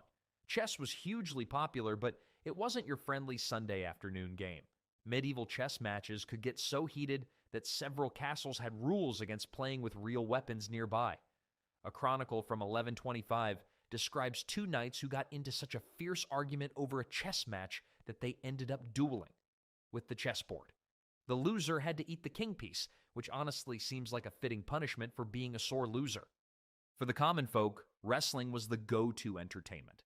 Unlike modern wrestling with its fancy moves and dramatic storylines, medieval wrestling was more like, try not to die while showing off. Matches would happen spontaneously in the castle courtyard, and the rules were flexible, to say the least. Archaeological evidence from castle sites shows a surprisingly high number of healed broken bones, many of which historians attribute to these impromptu wrestling matches. One medieval doctor's record complains about treating 3 separate nose breaks from a single afternoon of friendly wrestling. Dice games were everywhere, despite, or maybe because of, being frequently banned. Castle gambling was so common that some medieval account books have a special section for dice-related debts. The games had amazing names too: Hazard, Cross, and Pile, and everyone's favorite, God's Dice, which was apparently supposed to make it sound more legitimate to the local priest. One castle record mentions a servant winning his master's favorite horse in a dice game, only to lose it back along with 3 months' wages in the next throw. But the real stars of medieval entertainment were the jesters. These weren't just guys in funny hats telling bad jokes. They were medieval celebrities. A good jester could get away with saying things to the Lord that would get anyone else thrown in the dungeon. They had to be part comedian, part acrobat, part musician, and part suicide mission operator, because making fun of powerful people was literally their job description. Historical records show that some jesters were paid more than the castle's military officers, which really tells you something about medieval priorities. Music was a big deal too, but not like today's concerts. Castle musicians had to earn their keep by playing pretty much non-stop. One medieval account lists a musician's daily duties as playing during meals, playing during prayers, playing during work, playing during other playing, and playing until everyone begs you to stop playing. The instruments were wild. They had something called a bladder pipe, which was exactly what it sounds like. A musical instrument made from an animal's bladder. Classy. Feasts would often include something called a subtlety, which was neither subtle nor always edible. These were elaborate food sculptures, like a pastry castle with live birds inside that would fly out when cut open, or a roasted peacock redressed in its own feathers. One castle record describes a subtlety that was a life-size knight made entirely of marzipan, riding a horse made of roasted chickens. Medieval food critics would have had a field day with that one. All this entertainment kept the castle's massive staff busy around the clock, from the servants rushing to clean up after wrestling matches to the soldiers trying to keep drunk dice players from falling off the battlements. But that was just the beginning of their daily duties. Jobs in a medieval castle made modern workplace complaints look ridiculous. The coffee machine is broken doesn't quite compare to the dragon-sized bread oven is trying to eat Thomas again. A typical castle employed anywhere from 50 to 200 people, depending on its size, and every single one of them had a job title that would look completely bizarre on a modern resume. Take the gong farmer, for example. This poor soul had the wonderful task of cleaning out the castle's toilets, but they weren't just any janitor. They were legally required to work at night, probably to spare everyone else from the smell, and were actually paid pretty well. Records show some gong farmers earned more than skilled craftsmen, which really puts a new spin on dirty jobs pay well. Kitchen workers had it rough too. The average castle kitchen went through about 6,000 calories of food per person per day compared to our modern 2,000. That meant cooking literally never stopped. Kitchen staff worked in shifts around the clock, and the head cook had the charming nickname of the Terror of Turnips in one castle's records. They also had specialized roles like the sauce maker, who did nothing but make sauces all day, and the turnbroach, usually a small boy whose only job was to turn the spit over the fire. One kitchen account mentions a turnbroach who fell asleep on duty and ended up creating the first extremely well done roast. Guards had the most boring job until it suddenly wasn't boring at all. Most castle guards spent 99% of their time standing around looking tough and 1% of their time running for their lives. The job came with some weird requirements too.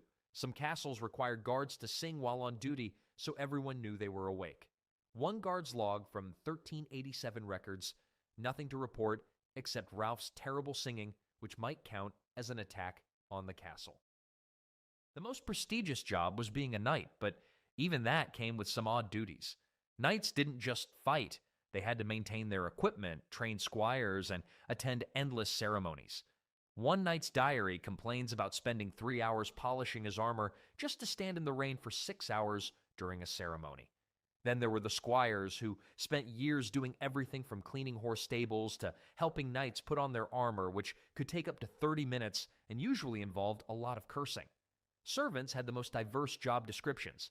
You had the keeper of the wardrobe, who didn't just handle clothes but was actually more like a medieval accountant, the chamber pot carrier.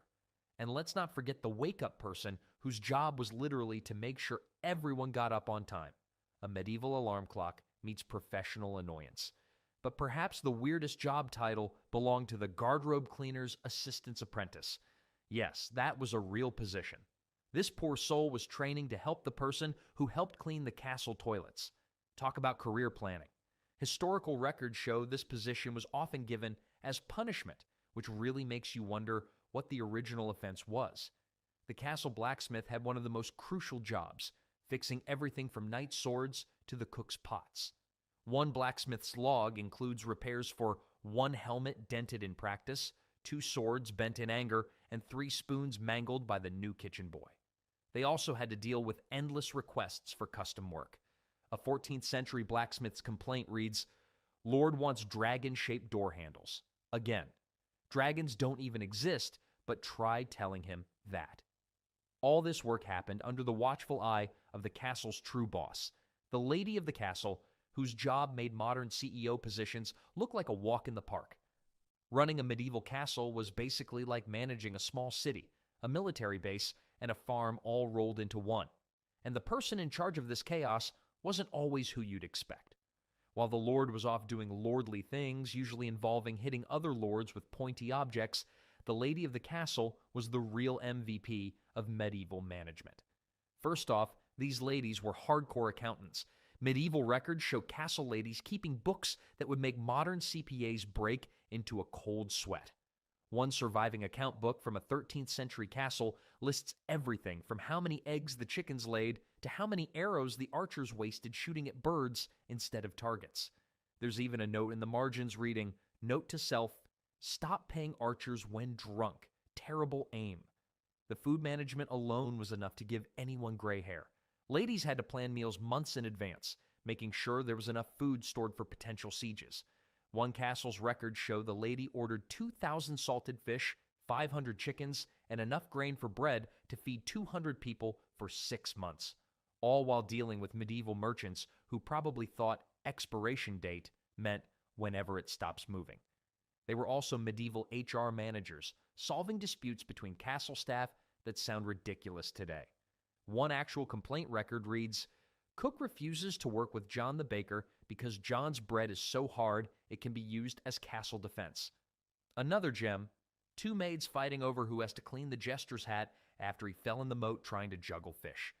But these ladies weren't just pushing papers around. When their husbands were away, which was pretty often, medieval lords loved a good crusade or war. They became temporary military commanders. Historical records show numerous cases of castle ladies leading successful defenses during sieges. One particularly awesome lady in 1150 held off a siege for months by using empty wine barrels to make it look like she had more soldiers than she actually did. Talk about creative problem solving. They were also responsible for running the castle's healthcare system, such as it was. Most ladies kept gardens full of medicinal herbs and had to know which plants could cure a headache and which ones might accidentally poison the entire castle. One medical record shows a lady's note. "Reminder, the red berries are for healing, the purple ones are for getting rid of unwanted guests." Medieval diplomatic solutions were interesting. The lady's job included being a teacher too. She was responsible for educating not just her own children, but also the children of other nobles sent to the castle as part of their training. One teaching record includes a frustrated note. Tried to teach young Lord William proper table manners. He still insists on using his sword to cut cheese. At least he stopped trying to juggle the bread rolls. Perhaps the most impressive part was managing the castle's finances. Ladies handled budgets that would make modern business owners sweat. They had to balance everything from paying the guards to buying new tapestries because medieval interior decorating was apparently very important. One account book shows a lady managing to save enough money to build a new tower while her husband was away blowing the castle's gold on a new suit of armor with extra shiny buttons. But even with all their management skills, sometimes these medieval boss ladies needed a break, usually when someone got sick or injured and needed to see the castle's resident medical expert. Although considering medieval medical practices, maybe expert isn't quite the right word. Headaches in medieval times weren't just annoying, they were an excuse for doctors to suggest the wildest treatments known to human history. Got a migraine? Here's some powdered emerald mixed with crushed rose petals. Can't afford emeralds? No problem. How about some powdered human skull instead? Yes, that was a real treatment. Medieval medical records show that skull powder was considered such a valuable remedy that some castles kept special cupboards just for storing their collection of therapeutic skulls. These castle doctors, or physicians as they like to be called, probably to sound fancier than guy who thinks everything can be cured by bleeding, had some pretty interesting ideas about medicine. Their medical textbooks read like a medieval version of a horror cookbook. One actual treatment for fever involved shaving a chicken's bottom, strapping it to the patient's head, and waiting until the chicken looked sick. Because obviously the chicken was supposed to absorb the fever. Surprisingly, this treatment didn't make it into modern medicine. Surgery was a whole other level of medieval fun. Anesthesia wasn't really a thing yet, so the best you could hope for was getting really drunk before the procedure. Castle surgical records show that the average medieval operation took about 30 minutes, which was probably 29 minutes longer than any patient wanted to be awake for it. The surgical tools looked like they were borrowed from the castle torturer's toolkit, which, in some cases, they actually were. Bloodletting was everyone's favorite go-to treatment. Having a bad day? Let's drain some blood. Feeling too happy? Probably too much blood. Medieval doctors believed that nearly everything could be fixed by draining some blood out of you. One castle medical record shows a doctor prescribing bloodletting for a knight who was too enthusiastic about jousting. The treatment apparently worked. It's hard to be enthusiastic about anything when you're dizzy from blood loss. The medicine cabinet in a medieval castle would make modern pharmacists faint. Instead of properly tested drugs, you had things like dragon's blood, unicorn horn, and mummy powder, exactly what it sounds like. Ground up mummies imported from Egypt. One castle inventory lists 3 unicorn horns, 5 dragon hearts, probably lizards, and 1 mermaid scale. Suspicious fish remains. Dental care was particularly creative. Got a toothache? The medieval dentist, usually the same guy who cut people's hair, had 2 solutions: pulling the tooth out or filling it with lead. Yes, lead. Because apparently medieval people didn't have enough problems without adding lead poisoning to the mix. One castle record mentions a knight who had all his teeth pulled out before a battle because he didn't want to worry about toothaches during fighting. That's one way to solve the problem. The most surprising thing about medieval medicine was that sometimes it actually worked, though probably not for the reasons they thought. That herb-filled poultice they put on wounds? Some of those herbs contain natural antibiotics. Those disgusting concoctions they made people drink, the alcohol they mixed everything with, probably killed some bacteria. One castle doctor's record proudly notes that his special cure-all mixture made from wine, honey, and various herbs fixed everything from headaches to battle wounds. The wine and honey probably did have antiseptic properties, even if he thought it was working because he stirred it 3 times under a full moon. As night began to fall on the castle, even the doctors had to pack up their terrifying tools. But darkness brought its own special kind of medieval entertainment, ghost stories that would make modern horror movies look tame. Medieval castle knights made modern horror movies look like children's cartoons. Once the sun went down, these stone fortresses transformed into a world of shadows, creaks, and stories that would give anyone goosebumps. The fact that most people couldn't afford candles that cost about a day's wages each meant that darkness ruled supreme. Even nobles had to be careful with their candle usage. One castle's expense records show they spent more on candles in a month than they did on bread for the entire household. Walking through a castle at night was like playing a very dangerous game of guess what you just bumped into. Guards carried torches, but these created more shadows than light, making every corner look like it was hiding something scary. One castle guard's log from 1342 records mistook Lord Geoffrey's new armor for a demon. May have screamed, Lord Geoffrey is not amused by sword damage to his expensive armor, must now work extra shifts to pay for repairs. Ghost stories weren't just entertainment. Medieval people took them super seriously. According to castle records, some places had official ghost protocols. One castle actually had a rule that if you saw a ghost, you had to fill out a report describing what it was wearing. Apparently, medieval ghosts were very fashion conscious. These reports still exist, and they're hilarious. One guard wrote, "Ghost spotted in North Tower, wearing last season's tunic, very disappointing. Suggested to the ghost that they update their wardrobe. The ghost seemed offended and disappeared in a huff." The night watch had the creepiest job in the castle. These poor souls had to patrol the darkest corners, usually alone, armed with nothing but a torch and their imagination. Castle records show that night watchmen were paid extra if they had to patrol certain areas known for unusual activities. One watch captain's log notes, extra pay requested for patrolling the East Wing. Reason, the suits of armor keep rearranging themselves. Also, pretty sure the tapestries are watching us. Extra pay requested for dealing with judgmental tapestries. Every castle worth its salt had at least one definitely real ghost story. Historical records show some doozies. There's the tale of the cooking ghost from a castle in Wales who supposedly made terrible smelling stews at midnight. Turns out it was just the night guards trying to make snacks and burning everything. Another castle reported a haunted library where books would mysteriously move at night. The culprit? Rats with a surprising taste for literature, particularly fond of cheese-making manuals, according to the very confused librarian. But it wasn't just ghosts that medieval people worried about. They had a whole catalog of nighttime creatures to fear.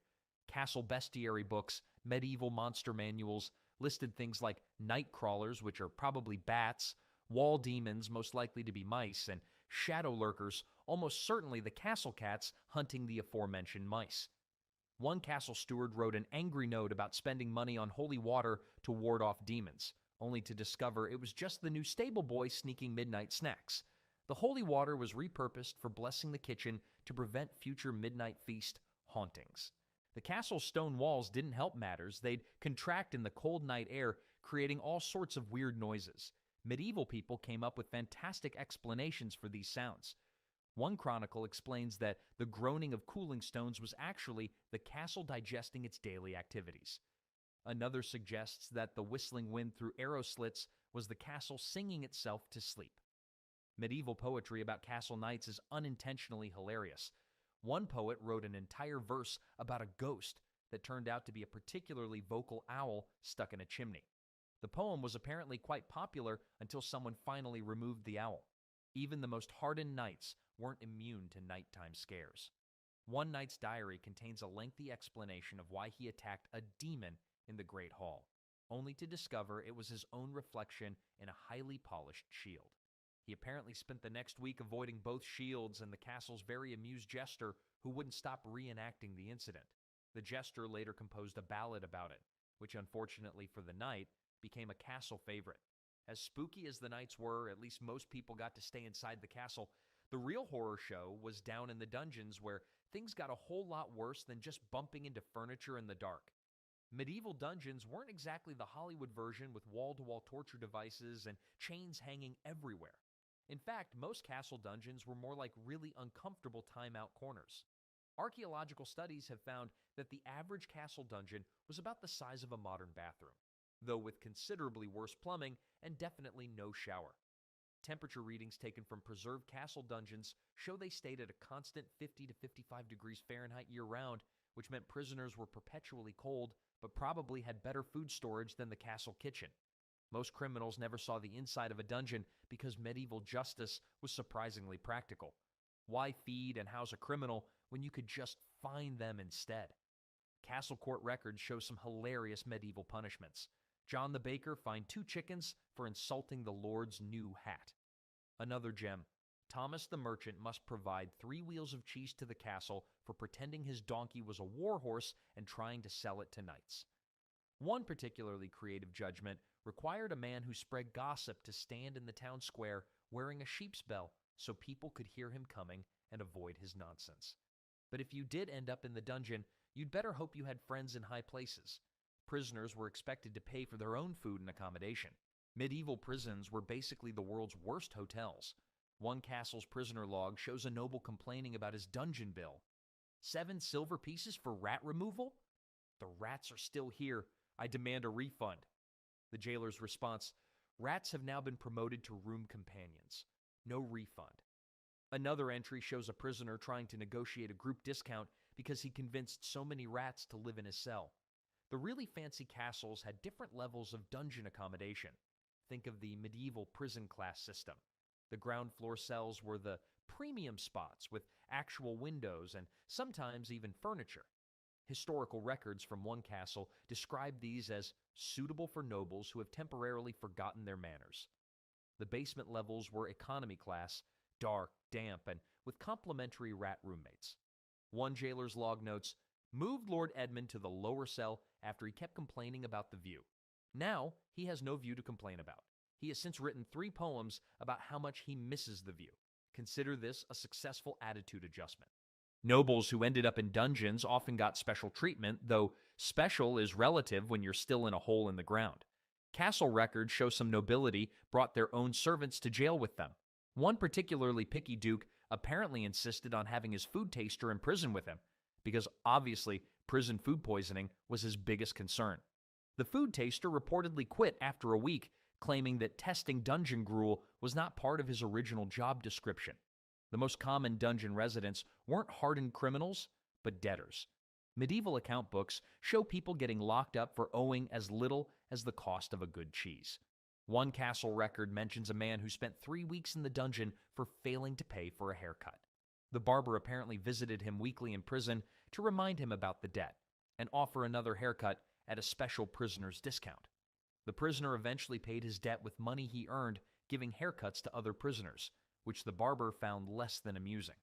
Escape attempts were surprisingly rare, not because the security was great, but because most prisoners were local. Where would they go? Medieval communities were small, and everyone knew everyone else. One failed escape attempt record reads, prisoner John attempted to flee disguised as a washerwoman. Plan failed when his mother recognized him and dragged him back by his ear. Another prisoner tried tunneling out but got lost in the castle walls and ended up breaking into the kitchen pantry instead. The guards found him because he stopped to snack on some honey before continuing his escape. The dungeon keeper's job was more like a badly paid hotel manager than a scary jailer. Their daily logs are full of complaints about prisoner requests. Jeffrey wants a softer pillow, William complains about the draft, and the merchant in cell 3 keeps trying to sell real estate to the other prisoners. One keeper wrote, requested transfer to guard duty. Fighting off invading armies would be less stressful than dealing with Lord Percy's daily demands for fresh straw. He has now started a petition among the rats for better living conditions. The most bizarre dungeon record comes from a castle in France, where a prisoner apparently started a successful business giving tours of his cell to visitors. The castle actually had to create rules about prisoners not being allowed to charge admission to their own incarceration. The entrepreneurial prisoner's response? He started selling souvenir rocks from his cell wall instead. By the time he was released, he'd apparently made enough money to buy a small house, though the castle wall had developed a concerning lean. Despite all these oddities, dungeons were still pretty miserable places. The damp, cold conditions made even the toughest prisoners wish they'd just paid their cheese debts on time. Most folks would do anything to avoid ending up in one, including actually following the castle rules, which kind of makes you wonder if that was the whole point all along. And as day began to dawn in the castle, both the free and imprisoned residents would start stirring, ready to begin another day of medieval mayhem all over again. From the highest tower to the deepest dungeon cell, the daily routine would start anew. Medieval peasants didn't have soap like we do today. No fancy body washes, shampoos, or foamy hand soap. But they weren't just walking dirt clumps either. They had to get creative to stay somewhat clean, or at least avoid smelling like a barnyard disaster. Now, let's dive into how medieval peasants kept clean using rivers, lakes, and rainwater. And trust me, it's not as gross as you might think. Well, maybe a little. You know that feeling when you're camping and haven't showered for days? Well, medieval peasants lived that life 24/7, but they weren't exactly the filthy creatures we sometimes imagine. In fact, they were pretty creative when it came to staying clean without fancy soaps and indoor plumbing. Rivers and lakes were basically their local spa centers. Instead of paying $50 for a day pass, peasants would trek down to the nearest water source and take a good old-fashioned dip. Of course, these weren't exactly the crystal-clear waters you'd find at a modern resort. Picture more of a murky soup with a dash of animal waste and whatever else happened to float downstream. But hey, beggars can't be choosers, right? It's surprising how medieval peasants actually bathed more often than most people think. Historical records from English villages show that river bathing was a regular activity, especially during the warmer months. One account from a 13th century village mentions how the local miller complained about too many naked bodies blocking his water wheel. I guess you could say it was the medieval version of pool crowding. Rain was basically their version of a free shower subscription. When those dark clouds rolled in, peasants would often strip down to their undergarments and let nature do its thing. They'd even collect rainwater in wooden barrels for later use. Talk about an early version of water conservation. Though I can't help but wonder what the local priest thought about all these people dancing around in the rain. Probably blaming it on those wild pagan traditions or something. But medieval people had some surprisingly sophisticated ideas about hygiene. They believed that opening your pores with hot water and then closing them with cold water was good for health. Modern science actually backs this up. Alternating temperatures can improve circulation and boost the immune system. Who knew our ancestors were onto something? The whole bathing situation wasn't just about getting clean, it was also a social activity. Think of it as their version of going to the coffee shop, except everyone was naked and probably a bit smelly. Women would gather to wash clothes and themselves, sharing the latest village gossip. Men would often bathe together after working in the fields. There are even records of villages having designated bathing days, usually before Sunday church services, because nothing says, "I'm ready to praise the Lord," like not smelling like last week's manure. Of course, winter was a different story altogether. When the rivers froze over and the rain turned to snow, staying clean became more challenging. Most peasants would resort to what we now call a cat bath, using a damp cloth to wipe down the essential areas. They'd focus on faces, hands, and feet, which makes sense considering those were the parts most likely to be seen by others. The rest? Well, let's just say layers of wool clothing came in handy for more than just warmth. One particularly amusing account from a medieval chronicle describes how a group of peasants broke through river ice to bathe before Christmas Mass, only to have their clothes freeze solid on the bank. They had to waddle back to their houses in frozen garments, looking like walking statues.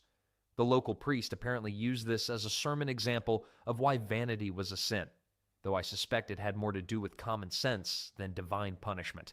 Recent archaeological findings have actually shown us that many medieval villages had designated washing areas along riverbanks, complete with wooden platforms and even crude benches. These spots would have been especially busy during festival times and before major religious holidays. Imagine dozens of people lined up along the river, scrubbing away while trying not to fall in. Medieval water aerobics, if you will. But perhaps the most ingenious aspect of medieval bathing was their understanding of water flow. Peasants knew to bathe downstream from where they collected drinking water. They also figured out that moving water was cleaner than standing water, something that wouldn't be scientifically proven until centuries later. Though I'm pretty sure they learned this through trial and error rather than careful scientific observation, nothing motivates good hygiene practices quite like a bad case of stomach problems. One fascinating detail from medieval court records shows that some villages actually had bathing wardens, people whose job it was to make sure nobody hogged the best spots or caused trouble during communal bathing times. Imagine being the medieval equivalent of a lifeguard, except instead of watching for drowning, you're making sure Farmer John isn't taking too long scrubbing his back while others wait their turn. Speaking of cleaning up, you won't believe what medieval folks used when they ran out of water, but that's where ashes and sand come into play. Wood ash was the medieval peasants' secret weapon. Every time they lit a fire, which was pretty much every day unless you enjoyed eating raw chicken, they'd collect the leftover ashes. These weren't just any old ashes, they contained potassium carbonate, which is basically nature's soap. The chemistry behind it is actually pretty cool. When mixed with water, it creates a weak alkaline solution that breaks down oils and grease. Today, we pay top dollar for natural skincare products, while medieval peasants were literally using trash to get clean. A medieval cleaning manual from the 1300s recommended mixing wood ash with a bit of urine for extra cleaning power. Before you gag, hear me out. Urine contains ammonia, which is still used in some cleaning products today. Though I have to say, I'm pretty glad we've moved past that particular cleaning hack. Can you imagine trying to sell that at a modern farmer's market? All natural, organic cleaner, now with extra P. Sand was another popular choice, especially near coastal areas. Think of it as medieval exfoliation, rough enough to scrub off dirt, but not so rough that you'd lose a layer of skin. Some clever peasants would mix fine river sand with crushed herbs like lavender or rosemary. Archaeological digs have found small pouches of this mixture in medieval homes, usually near washing areas. It's basically the 12th century version of those fancy salt scrubs people pay $30 for at beauty stores. Scientists studying medieval pottery have found traces of ash residue with surprisingly consistent chemical compositions, suggesting people actually had preferred recipes for their cleaning ash. Some villages even had specific types of trees they'd use for ash making, believing certain woods created better cleaning products. Oak was particularly prized because it produced fine white ash that was less likely to stain clothes, medieval brand loyalty at its finest. Crushed herbs weren't just for making the cleaning mixture smell nice, though that was definitely a bonus when you're using ashes and sand to get clean. Many common medieval herbs like thyme, sage, and mint have natural antibacterial properties. Our ancestors might not have known about germs, but they figured out what worked through good old trial and error. A medieval medical text from 1250 mentions that soldiers who used herb-infused ash to clean wounds had better survival rates. That's some impressive medieval science right there. The whole ash collecting business became such a big deal that some villages had designated ash collectors, usually older women who couldn't do heavy field work anymore. They'd go house to house collecting quality ash and trading it for food or other goods. Talk about a medieval side hustle. One village record from 1386 mentions a woman known as Agnes Ash Gatherer, who apparently made quite a good living from her ash trading business. But it wasn't all sophisticated herb mixtures and carefully curated ashes. Sometimes, especially during long winter months when herbs were scarce, peasants would just grab whatever was available. One amusing court record from 1342 describes a dispute between two neighbors over stolen ashes. Apparently, one guy had been sneaking into his neighbor's yard at night to raid their ash pile. Medieval crime at its finest, folks. The truly desperate times called for creative solutions. When ash and sand weren't available, people would use whatever abrasive material they could find. Crushed eggshells, fine gravel, or even dried and crushed clay. A medieval writer complained about students at Oxford using precious parchment scraps as cleaning rags, much to their professor's horror. I guess some things never change. Students will always find ways to repurpose school supplies. On particularly cold days, when the thought of mixing ash with freezing water seemed about as appealing as hugging a thorn bush, peasants would dry clean themselves by rubbing the ash directly on their skin and then brushing it off. It wasn't perfect, but it helped remove excess oils and dirt. This technique was especially popular among travelers who couldn't exactly carry around buckets of water with them. Recent studies of medieval household waste sites have revealed something pretty interesting. Different regions had their own unique ash mixtures based on local plants. Coastal areas often mixed seaweed ash with their wood ash, while forest regions preferred pine ash mixed with crushed pine needles. Turns out medieval cleaning products had terroir, just like wine. One archaeologist even managed to recreate some of these mixtures and found they were surprisingly effective at removing grease and grime. Some medieval medical texts actually recommended specific cleaning mixtures for different social classes. Apparently, nobles needed gentler ash mixtures because their skin was more delicate, while peasants could handle the rough stuff. I guess even medieval doctors knew how to flatter their wealthy patients. There's even a record of a noble lady complaining that her servants were using her special ash mixture, the medieval equivalent of stealing your expensive shampoo. While we're on the subject of cleaning up with whatever's available, you won't believe what medieval people used when nature called. Forget about fancy toilet paper and wet wipes. Medieval folks had to get creative when nature called. After using those ashes for cleaning their bodies, they faced an even more interesting challenge: cleaning up after doing their business. Your average medieval peasant had a few go-to options when it came to wiping. Leaves were the most common choice, nature's toilet paper, if you will. But not just any leaves would do. They learned pretty quickly which ones work best and which ones they should absolutely avoid. Soft, broad leaves like mullein, also known as cowboy toilet paper, even today, were the premium choice. Imagine having to check every leaf for poison ivy. That's one mistake you'd only make once. Moss was another popular option, and surprisingly practical. It's naturally soft, absorbent, and some species even have mild antibacterial properties. Medieval peasants would collect and dry it specifically for this purpose. Dried moss could be stored for winter use when leaves weren't available. In fact, archaeologists have found traces of moss in medieval latrines, suggesting this wasn't just a one-off solution, but a regular practice. Then there were the hay wipers. Exactly what it sounds like. Dried grass or straw bundled together made a surprisingly effective cleaning tool. A medieval account from 1349 mentions a farmer storing special hay in his outhouse, separate from the animal feed. This might explain why some medieval barns had two hay storage areas, one for the animals and one for other purposes. The communal outhouse situation gets even more interesting. Some places had what was called a wipe stick, basically a wooden stick wrapped in cloth that everyone shared. Yes, you read that right. Shared. These sticks would be soaked in vinegar or salt water between uses, which they thought made them clean enough to use again. A medieval monastery's expense records show regular purchases of cloth specifically for their communal wipe sticks. Talk about saving money on supplies. Wealthier medieval folks sometimes used imported wool cloth, which must have felt like pure luxury compared to leaves and moss. A merchant's record from 1387 actually lists special cleaning cloths as a luxury item, right up there with spices and fine wines. Apparently, having soft material to wipe with was considered a status symbol.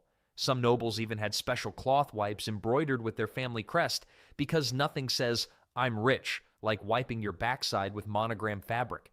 The poorest peasants often had to resort to using their left hand and water, which is why the left hand became associated with uncleanliness in many cultures. This practice led to some interesting social rules. Never eat with your left hand, never greet someone with your left hand, and definitely don't wave at the local lord with it. A medieval court record mentions a man being fined for inappropriate use of his right hand at dinner. Apparently, he forgot which hand was his clean one. Archaeological digs at medieval sites have uncovered some fascinating evidence about these practices. In one village cesspit, they found layers of decomposed plant material that, when analyzed, contained a mix of leaves, moss, and grass species that didn't naturally grow together. This suggests people were actually cultivating or collecting specific plants for this purpose. Medieval bathroom planning at its finest.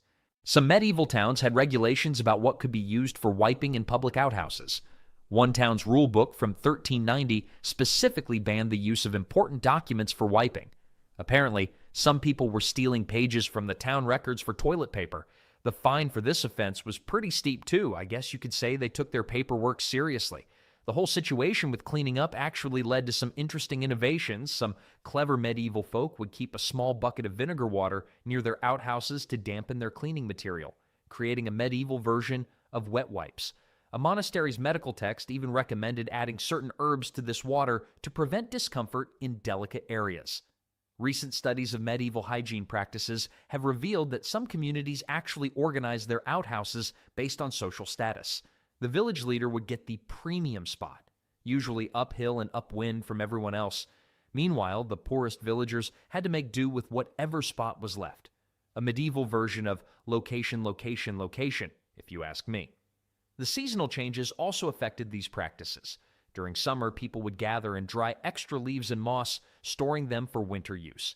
One medieval household record mentions a family's winter wipe box. basically a medieval bathroom cabinet. They'd also collect certain types of bark that could be softened and used when other materials were scarce. Talk about planning ahead. But perhaps the most incredible find was in a well-preserved medieval outhouse in York, England. Archaeologists discovered what appears to be a designated cleaning corner, complete with shelves for different materials and even a small container that might have held that vinegar water mixture. It seems some people took their bathroom organization pretty seriously even back then. Speaking of keeping clean in delicate areas, you'll never guess what medieval people used to keep their hair clean. Hair care in medieval times was a whole different ballgame. After dealing with the basics of keeping clean, people had to tackle the challenge of managing their hair. And boy, did they come up with some interesting solutions. Medieval lice combs were actually works of art, if you can believe it. Made from bone, wood, or even precious metals for the wealthy, these combs had two sides, one with wider teeth for detangling and another with superfine teeth for removing lice and their eggs. Archaeologists have found these combs everywhere, from peasant homes to royal palaces. The oldest one discovered dates back to the 9th century and still had preserved lice eggs stuck in it. Talk about a bad hair day that lasted over 1,000 years. The winner of medieval hair care were herbs. People would steep rosemary, lavender, and sage in vinegar or wine to create hair rinses that actually worked. Modern science has proven these herbs have natural insecticidal properties. A 13th century recipe book recommended rubbing crushed bay leaves into the scalp to keep lice away. And wouldn't you know it, bay leaves contain natural compounds that repel insects. These medieval folks were accidentally doing science. One particular hair treatment deserves a special mention: urine. Yes, you read that right. Some medieval people would wash their hair in stale urine, claiming it made their hair lighter and cleaner. The ammonia in urine does actually have a bleaching effect. It's the same chemical that makes modern hair bleach work. Though personally, I think I'll stick with my store-bought shampoo rather than waiting for my hair wash to ferment. Rich people had their own fancy hair care routines. A noblewoman's beauty manual from 1395 recommended a hair mask made from egg whites, honey, and alum. The funny part? Scientists recently tested this recipe and found it actually forms a protein-rich conditioning treatment. Some high-end salons today charge hundreds for similar all-natural treatments. The medieval solution to dandruff was pretty creative too. They'd rub their scalps with a mixture of ground mustard seeds and vinegar. Modern research shows mustard seeds contain compounds that fight fungal infections, which is exactly what causes dandruff. A court record from 1378 mentions a merchant being caught selling fake premium mustard seeds for hair care. Even back then, people were trying to make a quick buck off beauty products. The medieval barber's toolkit would make modern hairstylists laugh. Besides scissors and combs, they used special scrapers to remove lice eggs, herbal powders to absorb grease, and even small tongs heated in the fire to curl hair. A guild record from 1342 lists the required tools for a qualified barber, including something called a nitpicker's lamp for better visibility during delousing sessions. But the most fascinating aspect of medieval hair care was how it became a social activity. Women would gather to help each other with complex braiding and delousing sessions. These grooming circles were like medieval beauty salons, where people would share gossip, arrange marriages, and even conduct business deals while picking lice out of each other's hair. Talk about multitasking. Archaeological evidence shows that some medieval communities had designated grooming houses where people would gather for hair care. These buildings often had good lighting, which is rare for medieval times, and special benches arranged in circles. One well-preserved site in York even had a collection of dropped hairpins, combs, and small mirrors, basically a medieval beauty parlor frozen in time. Recent analysis of medieval hair care recipes shows they were surprisingly sophisticated.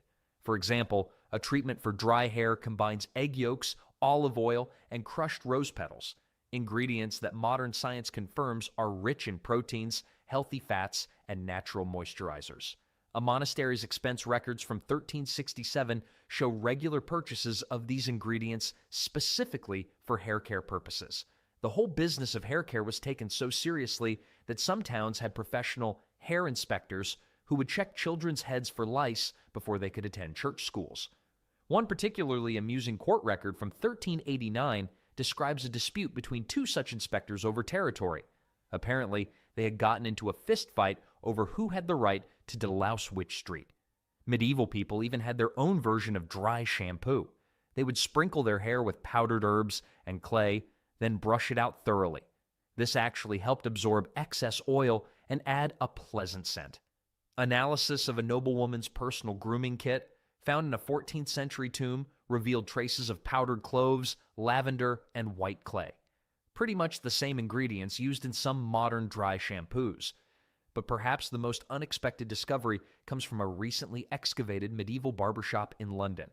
Archaeologists found evidence of what appears to be a primitive form of hair dye made from walnut shells, iron filings, and wine. Tests showed this concoction could actually create a long-lasting dark color, though it probably wasn't great for hair health, but keeping your hair clean was only half the battle. Medieval folks had some equally interesting ways of keeping their teeth sparkly white. You know that minty fresh feeling you get after brushing your teeth? Well, medieval people wanted fresh breath too. They just had some very different ways of getting it. While we enjoy our electric toothbrushes and fluoride toothpaste, our ancestors were chewing on sticks and using powders that would probably make a modern dentist faint. The most common medieval toothbrush was actually just a twig, but not any old twig would do. People specifically chose branches from aromatic trees like dogwood or cherry. They'd chew one end until it got frayed like a brush, then use it to scrub their teeth. The funny thing is, scientists have found that many of these trees naturally contain compounds that fight bacteria. A monk's diary from 1321 mentions that the monastery's cherry trees were practically stripped bare of small branches, not by thieves wanting cherries, but by people needing toothbrushes. Another record shows a town actually passing laws to protect their dogwood trees from overzealous tooth cleaners. Medieval tooth powder recipes would shock any modern dental hygiene company. Crushed eggshells and chalk were common ingredients, which actually makes sense since they contain calcium carbonate, the same stuff in modern toothpaste. But then things get weird. One popular recipe called for powdered mouse bones mixed with honey and salt.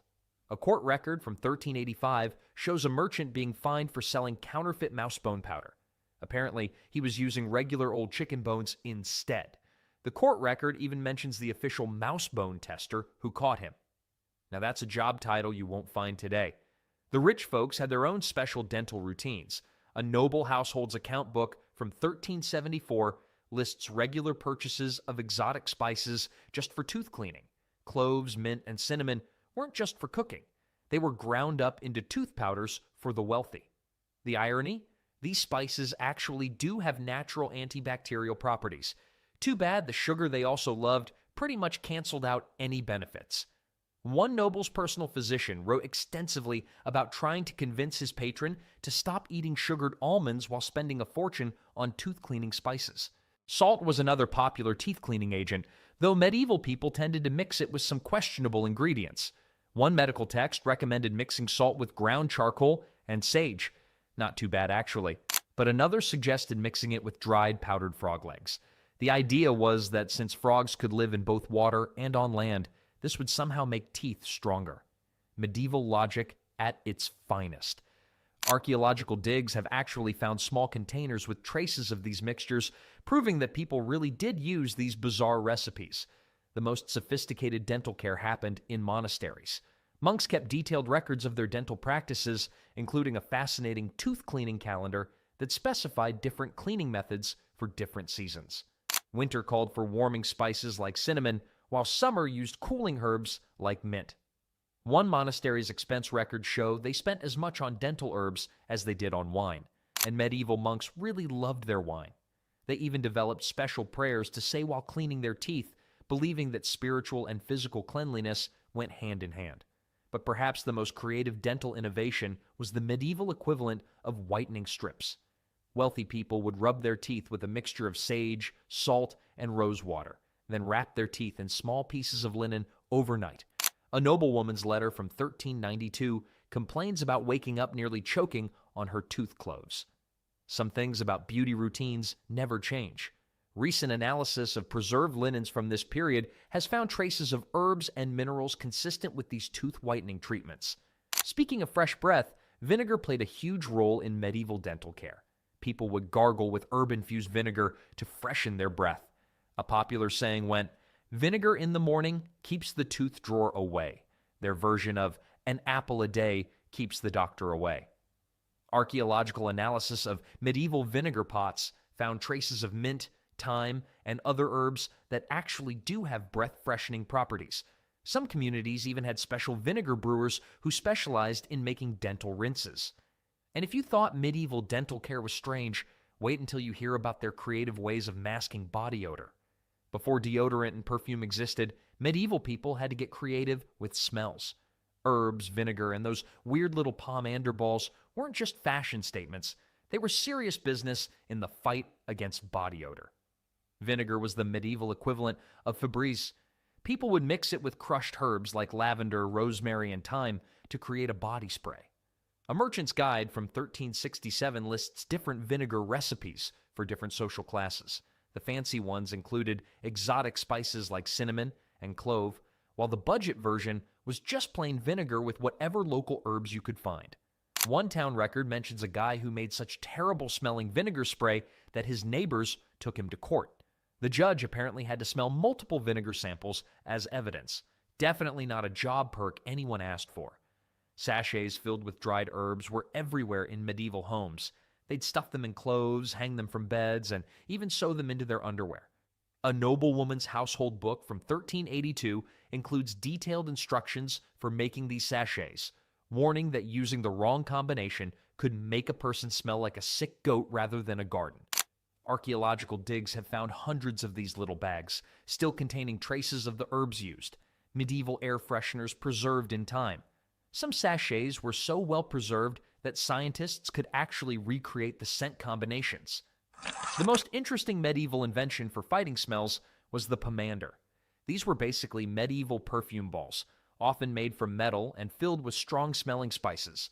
Rich people would carry them around on chains, holding them up to their noses when they encountered something stinky, which was pretty often in medieval times. One court record describes a nobleman who had such a huge pomander that he kept bumping into people with it. Medieval problems require medieval solutions. Another account mentions a lady who lost her gold pomander in a pigsty. Talk about adding insult to injury. But it wasn't just about smelling nice. Medieval people believed that bad smells could actually make you sick. They thought diseases traveled through stinky air, which they called miasma. A doctor's manual from 1348 recommends carrying a pomander as protection against the plague. While their theory about disease was wrong, some of the spices they used, like clove and cinnamon, do have antibacterial properties. Talk about accidentally getting it right. Some towns even had smell regulations. No joke, there are actual medieval laws about where certain smelly activities could take place. A London document from 1371 lists fines for people caught tanning leather too close to the city center. The punishment? They had to provide herbs and spices for the public pomanders for a month. At least they had a sense of humor about their smell problems. These regulations were taken so seriously that some towns had official nose officers who would patrol the streets looking for smell violations. The really wealthy would go all out with their scent solutions. They'd have servants sprinkle herb-scented water on their floors every morning. Some even had special scent gardens where they grew nothing but fragrant plants. A castle inventory from 1395 mentions a perfume room where clothes were stored with layers of rose petals and lavender. Must be nice. Medieval peasants had to make do with hanging their clothes over smoking herb fires. Speaking of herb fires, that was another popular way to fight smells. People would throw bundles of dried herbs on their fires to make the smoke smell better. One village record mentions a dispute between neighbors over someone stealing premium smoking herbs from another's garden. The thief's defense? The other guy's herbs smelled better than his. The judge actually made them swap herb bundles to settle the argument. This apparently started a trend in the village of herb bundle trading, but perhaps the most surprising discovery by archaeologists was the smell schedule found in a monastery. The monks had different scents for different times of day, believing certain smells helped with different activities. Morning prayers energized mint and rosemary, while evening prayers used calming lavender. Modern aromatherapy would approve. The schedule was so detailed, it even specified which scents to use on different religious holidays. Now, medieval folks had some pretty creative ideas about keeping their feet clean. Well, medieval peasants often went barefoot, and surprisingly, that wasn't always a bad thing. Their approach to foot hygiene was a weird mix of practical solutions and some pretty questionable ideas about health. Going barefoot was super common among peasants, especially during warmer months. Modern podiatrists actually say this helped strengthen their feet and prevented a lot of problems we see today from constantly wearing shoes. Archaeological studies of medieval skeletons show that peasants often had healthier foot bones than nobles, Mother Nature's pedicure at work. A medical text from 1356 even praised barefoot walking as nature's way of keeping the humors balanced, though their explanation about earth spirits entering through the toes might need some updating. When they did wear shoes, medieval folks got creative about keeping their feet fresh. They'd stuff their shoes with herbs like mint, rosemary, and thyme. A cobbler's guide from 1378 actually included a section on proper shoe stuffing techniques. Apparently, there was a right and wrong way to pack herbs into your footwear. One wealthy merchant's account book shows he spent almost as much on shoe herbs as he did on the shoes themselves. The same account book mentions the merchant's wife complaining about him storing herbs meant for cooking in the same chest as his shoe herbs, a medieval storage mix-up that probably made for some interesting tasting meals. The really interesting part is how they dealt with sweaty feet in leather shoes. They'd sprinkle a mixture of dried clay and crushed herbs in their shoes to absorb moisture. Modern scientists tested this method and found it works about as well as today's powder products. A monastery's expense records show regular purchases of foot clay, medieval gold bond, if you will. The monks even had special prayers to say while applying it, because apparently even stinky feet needed spiritual guidance. But the noble folks wouldn't be caught dead using peasant remedies. They had their own fancy solutions, like silk stockings soaked in scented vinegar. A noblewoman's letter from 1392 complains about her new stockings being ruined because her servant used the wrong type of vinegar. Medieval, rich people problems. Some wealthy people even had special servants just for foot care called podesters. Yes, that was a real job title. Court records show one podester who became so well known for his foot care skills that he was kidnapped by a rival noble family. Talk about a medieval headhunting practice. Town records show some pretty wild regulations about foot hygiene.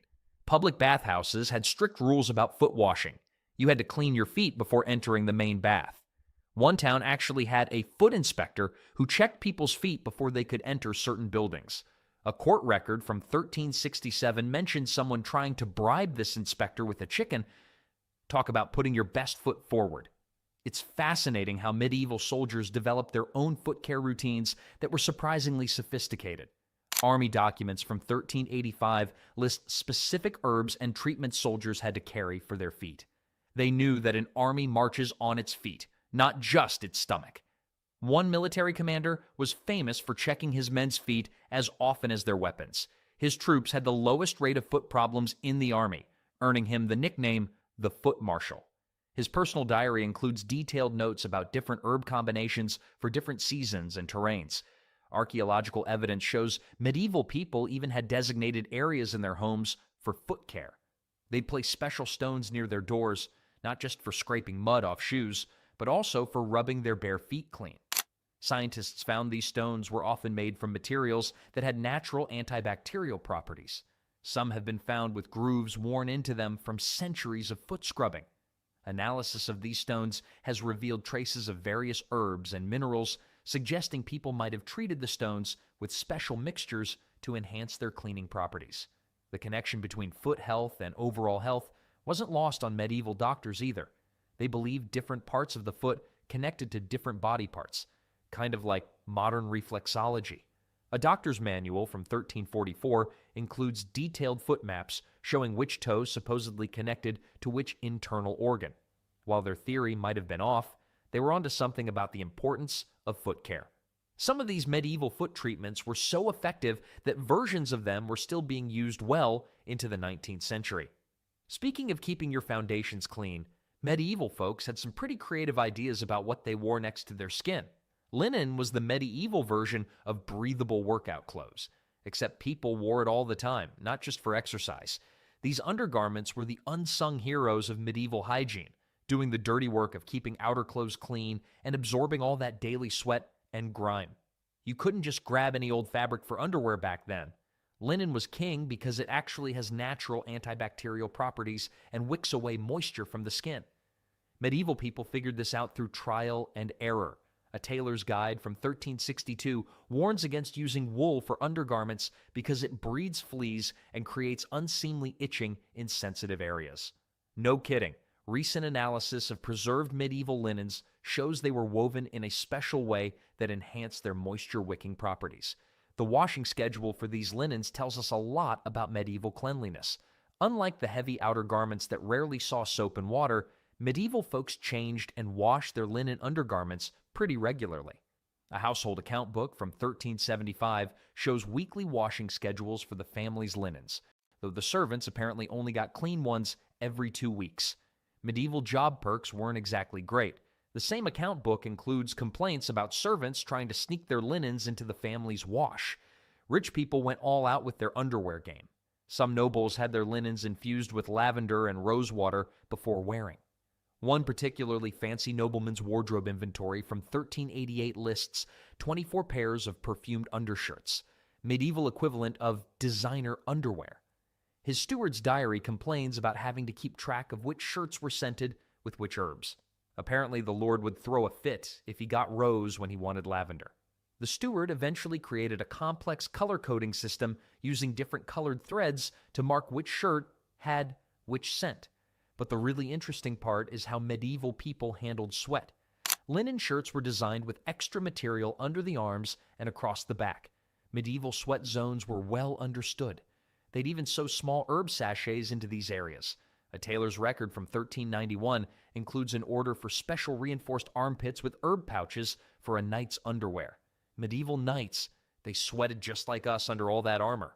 Some knights became so particular about their herb pouches that they'd travel with spare sachets to change them out during long campaigns. The poor folks got creative with their undergarment situation. They'd often wear the same linen shirt for a while, but turn it inside out halfway through the week. One church sermon from 1359 actually criticizes this practice, calling it a deception before God, though most priests probably did the same thing themselves. Some clever peasants would sew removable patches into the sweatiest parts of their shirts so they could wash just those bits. This practice became so common that some tailors started selling pre-patched shirts with extra removable pieces. Monastery records reveal some pretty strict rules about underwear. Monks were required to change their linens on specific holy days, with some monasteries even having linen inspection after morning prayers. One monastery's expense records show they spent a fortune on lavender oil for the laundry. Apparently, smelling holy was as important as being holy. A monk's diary complains about another brother who kept borrowing his clean shirts before inspection day. The monastery eventually started marking each monk's linens with special symbols to prevent this holy theft. Speaking of laundry, medieval people had special techniques just for washing linens. They'd boil them with wood ash and specific herbs depending on the season. Winter linens got warming herbs like cinnamon, while summer ones got cooling herbs like mint.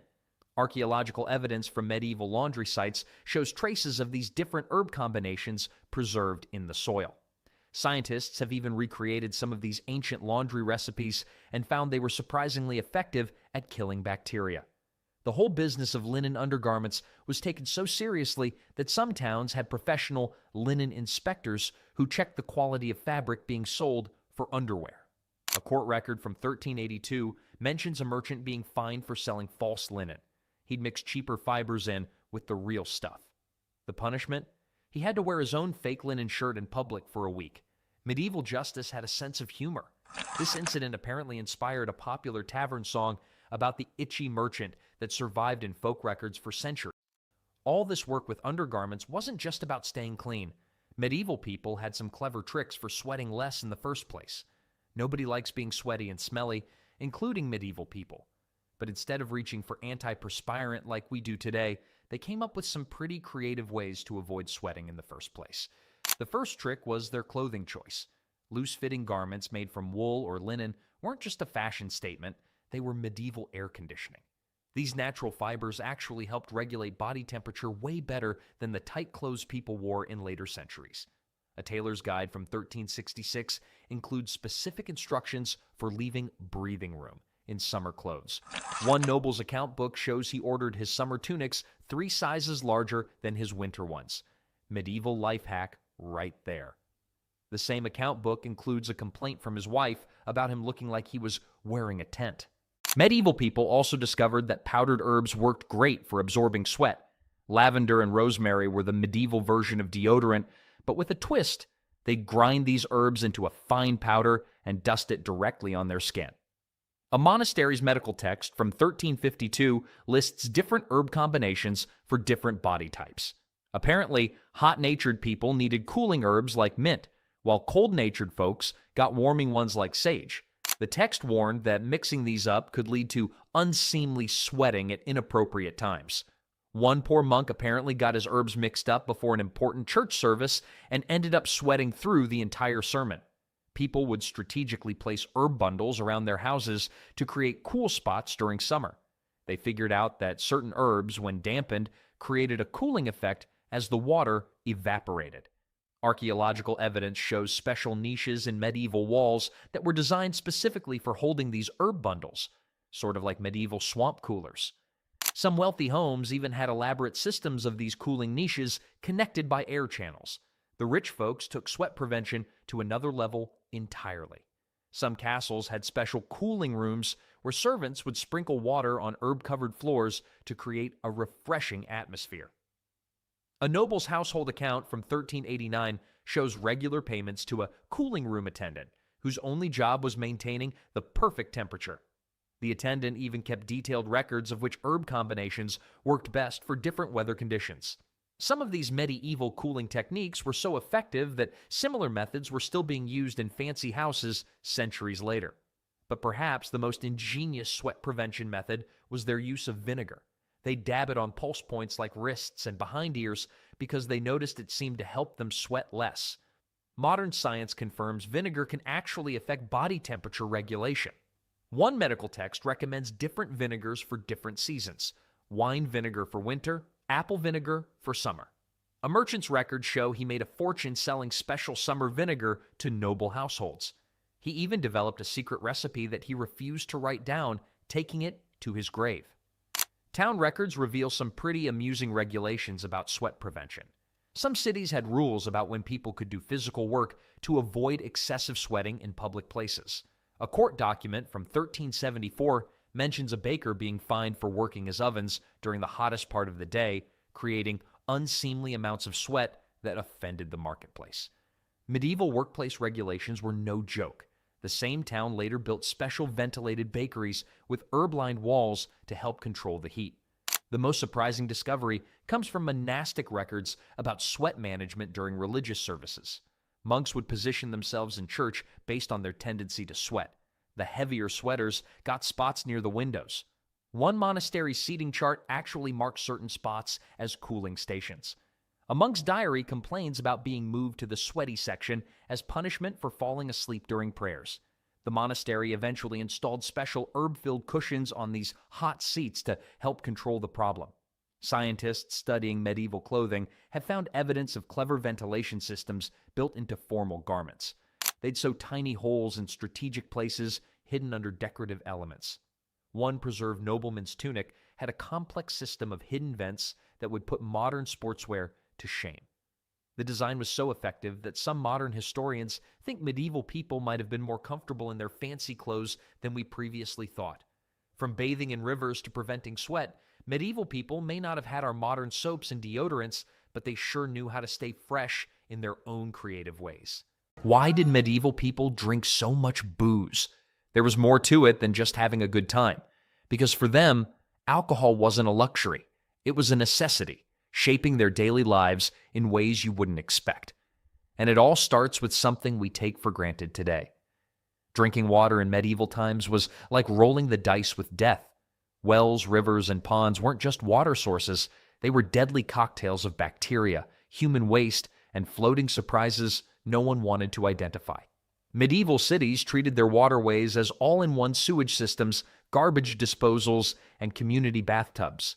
The Thames in London became so foul by the 1300s that one chronicler described it as a concoction of all manner of filth, medieval speak for Don't drink this unless you want to meet your maker. Disease outbreaks were the predictable result. Dysentery, nicknamed the bloody flux for obvious reasons, was practically a medieval rite of passage. Cholera swept through towns with terrifying regularity. Intestinal parasites became unwelcome houseguests that never left. A single cup of contaminated water could leave you bedridden for weeks or send you to an early grave. Medieval doctors had a simple diagnostic method. If you drank from the town well yesterday and can't stop visiting the privy today, congratulations. You've joined the ranks of water drinkers who learned their lesson the hard way. Even nobles weren't safe from water's dangers.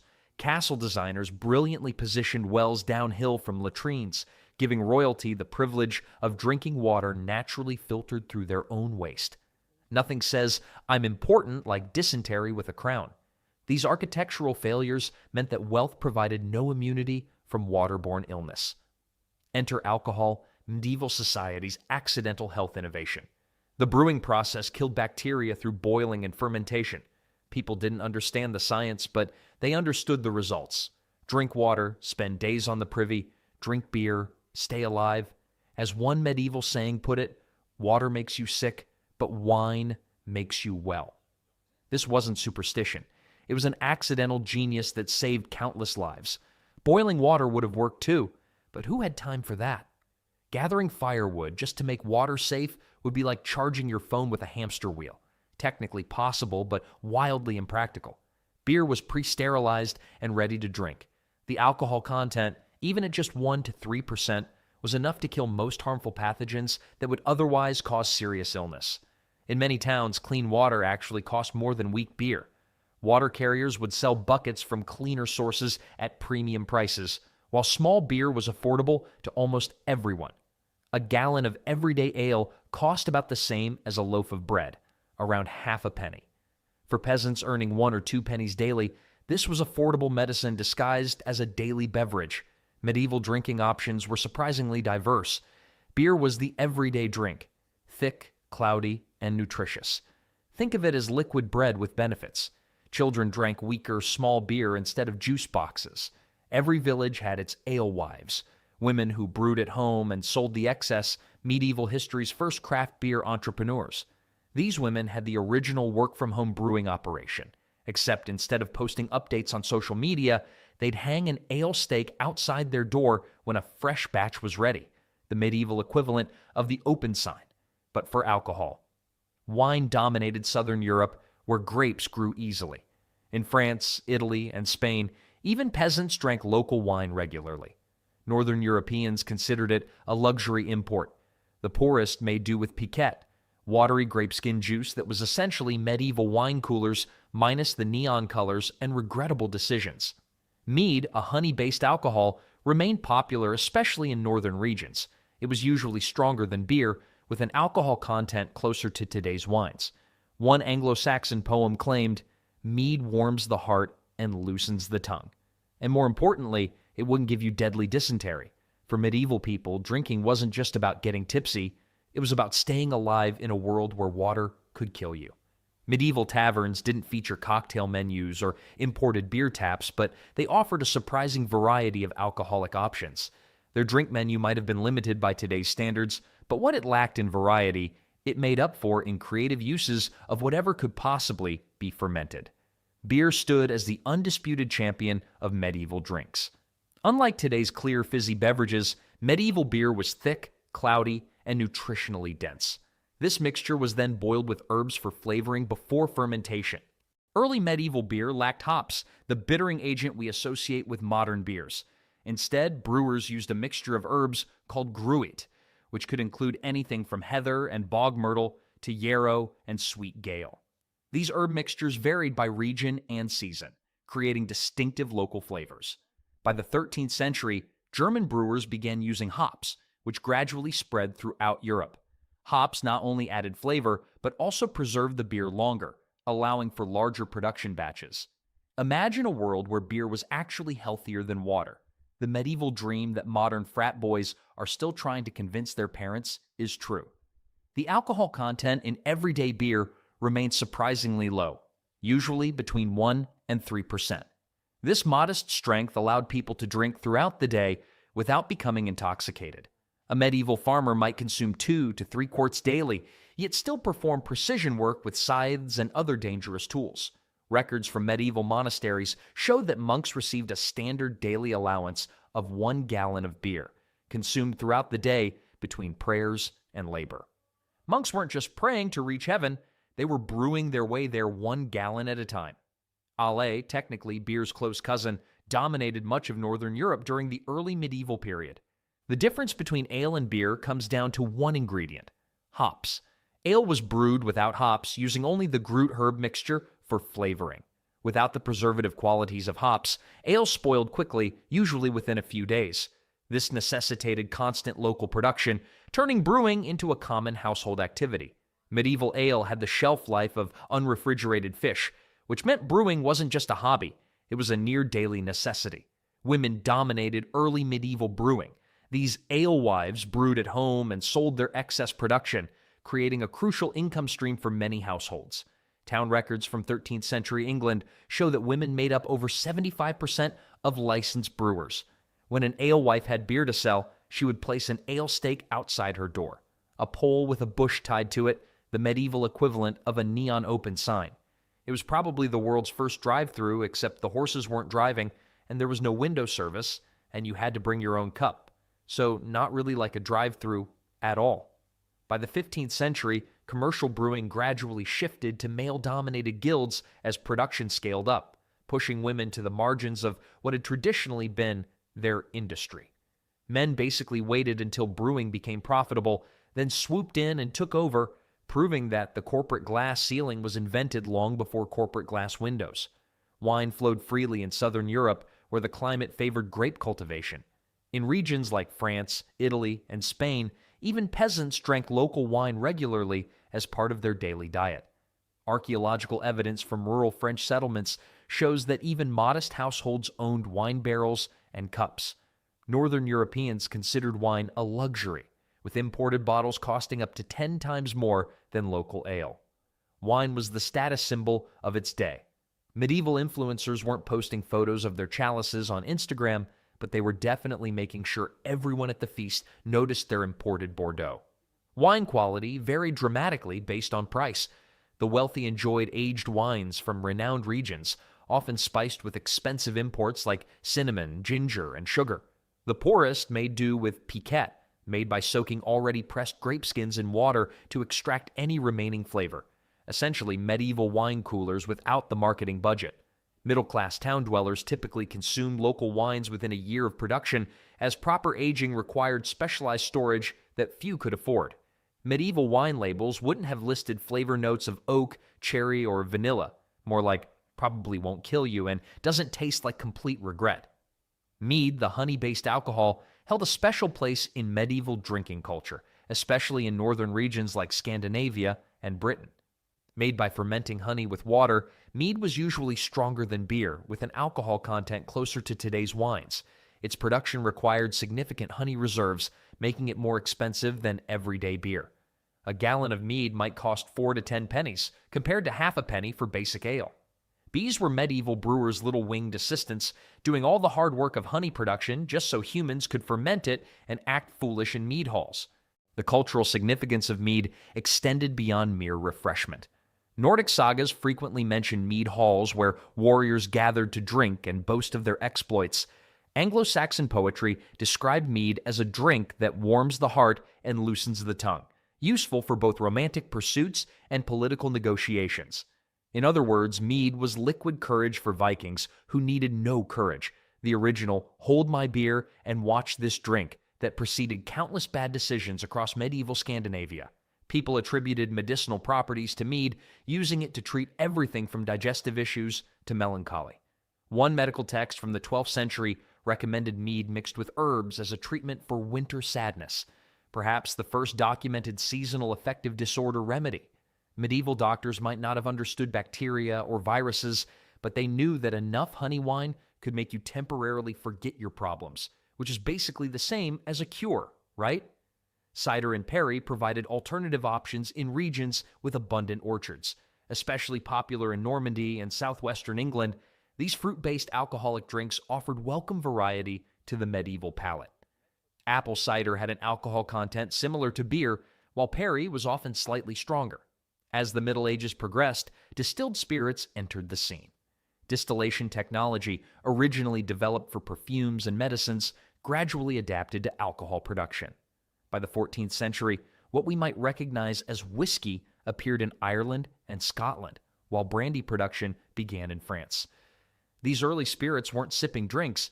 They were fiery, rough beverages primarily used as medicines, applied both internally and externally for various ailments. Medieval whiskey made moonshine look refined. It wasn't aged in oak barrels so much as barely contained in whatever vessel wouldn't dissolve on contact. The medicinal use of aqua vitae spread throughout Europe. Monastery infirmaries stocked distilled spirits to treat everything from wounds to digestive problems.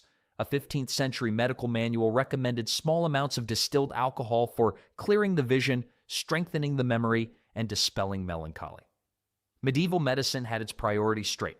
If a treatment couldn't cure you, it should at least help you forget what ailed you in the first place.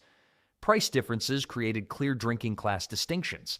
When a gallon of basic ale cost roughly the same as a loaf of bread, a gallon of imported wine might cost 10 pennies or more, almost a week's wages for a laborer.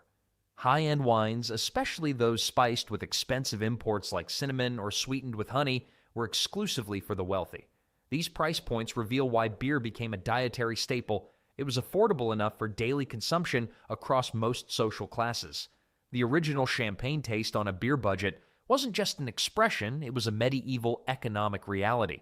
The diversity of medieval alcoholic beverages demonstrates a society that, despite its technological limitations, created remarkable variety within the constraints of available ingredients and preservation methods. For a society that couldn't figure out basic sanitation, they sure mastered the art of brewing because these drinks became so embedded in everyday life. Dawn broke over the medieval village, and the first order of business wasn't checking emails or scrolling through social media, it was reaching for a drink. Breakfast beer kicked off the day for most medieval folks. This morning brew wasn't the strong stuff we think of today, but rather low-alcohol, small beer containing just enough fermentation to kill bacteria while providing hydration for the workday ahead. Monks received a morning ration of 1 pint before prayers, proving that even the most devout started their day with liquid courage. These religious men weren't secret party animals. They simply needed safe hydration before a long day of manuscript copying and contemplation. Medieval breakfast drinking wasn't seen as problematic. It was as normal as our morning coffee, just with slightly more interesting side effects. Midday brought the main meal and, naturally, more alcohol. Field workers often consumed up to 2 quarts of ale with lunch. Harvest time reveals that manor lords were required to provide extra ale to laborers during the hottest months, not as a luxury, but as a necessity to prevent dehydration. The Lord of Essex complained about the excessive ale consumption of his harvest workers, who downed 8 quarts daily during peak summer work. That's 2 gallons per person, enough to put a modern drinker under the table, but because medieval ale was weaker and consumed throughout the day with food, workers remained surprisingly functional. Dinner, served in the late afternoon, featured the heaviest drinking. Household books from medieval estates show that evening ale was often stronger than daylight varieties, sometimes reaching alcohol content closer to modern beer. A French noble's expense records listed separate categories for day ale and evening ale, with the latter costing nearly twice as much per gallon. This evening indulgence made sense. The day's work was done, and people could relax without worrying about operating dangerous farm equipment afterward. Even children participated in this all-day drinking culture. Children's ale was significantly weaker, sometimes called 3-penny ale, for its low strength, but still fermented enough to be safer than water. Medieval medical guides specifically recommended watered-down wine or weak ale for children over the age of 7. Advice that would get Child Protective Services called on you faster than you could say medieval parenting today. Bedtime brought one final drink. The nightcap wasn't just a modern invention. Medieval people believed alcohol aided sleep and digestion. A popular medical text advised a small amount of wine before bed to settle the stomach and prevent harmful vapors from rising to the brain during sleep. The science was questionable, but the practice provided a fitting bookend to a day that began and ended with alcohol. From sunrise ale to bedtime wine, Medieval drinking wasn't just about quenching thirst, it structured the entire day. But these drinking patterns were created more than just a schedule. Taverns, beer halls, and alehouses weren't just places to grab a drink. They were the community centers where medieval society functioned. In an era without coffee shops, public libraries, or community centers, these drinking establishments served as the primary spaces for social interaction, business dealings, and information exchange. Taverns in medieval towns operated as multi-purpose venues that modern businesses would envy. A typical day at the tavern might include morning business meetings, midday legal proceedings, afternoon craft guild gatherings, and evening entertainment. Town records from York show that in 1396, a single tavern called the White Hart hosted guild elections, 2 property transactions, a marriage negotiation, and a small claims court, all before dinner time. The alcohol served wasn't incidental to these activities, but central to them, creating an atmosphere where deals could be struck and conflicts resolved. The physical layout of medieval taverns reflected their social importance. Unlike modern bars designed primarily for drinking, medieval establishments featured large common tables, separate meeting rooms, and often an inner courtyard for larger gatherings. Archaeological excavations of a 14th century London tavern revealed distinct areas for different social classes, with benches near the door for casual drinkers and private booths at the back for merchants conducting business. The tavern wasn't just selling ale, it was selling social space, something in desperately short supply in crowded medieval towns. For rural communities, drinking gatherings called church ales served crucial social functions. These parish-sponsored events raised funds for church maintenance while providing rare opportunities for scattered farmsteads to come together. Quarterly, church ales generated between 70 and 90% of funds needed for church repairs, while simultaneously serving as the primary occasion for community-wide socialization. One 15th century church ale in Devon recorded attendance by 94% of parish adults, a participation rate that modern event planners would kill for. Medieval regulations acknowledged the social importance of drinking establishments through detailed laws governing their operation. Town ordinances typically required taverns to remain open during specified hours, maintain fair pricing, and provide basic hospitality to travelers.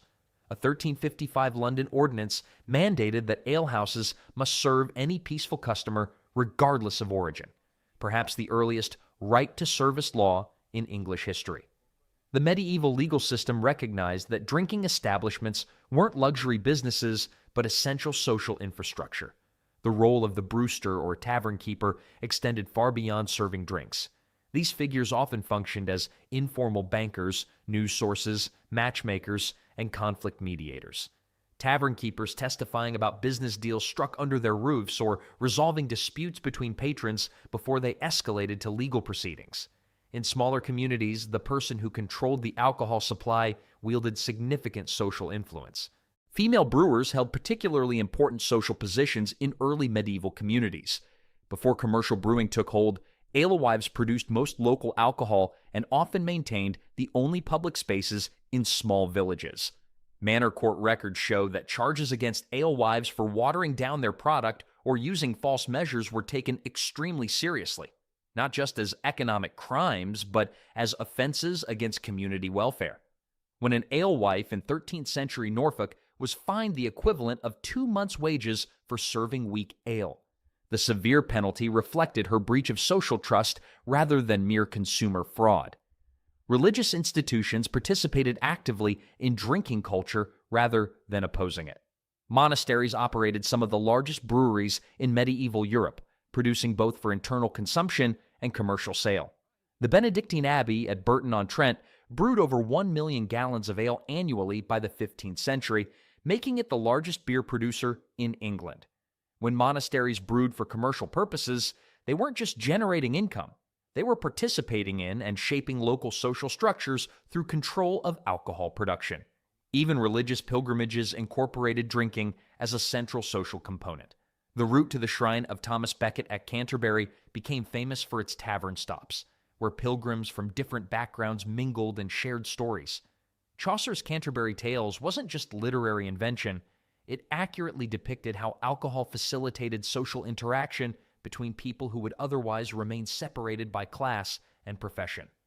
Pilgrim badges from Canterbury often featured drinking vessels alongside religious symbols, acknowledging the dual nature of the journey as both spiritual quest and social excursion. Urban drinking establishments served as information exchanges in an era without mass media. News, rumors, job opportunities, and political developments spread from tavern to tavern faster than through any other network. During periods of political unrest, authorities often targeted taverns first, not because they opposed drinking, but because they feared the rapid information sharing these establishments facilitated.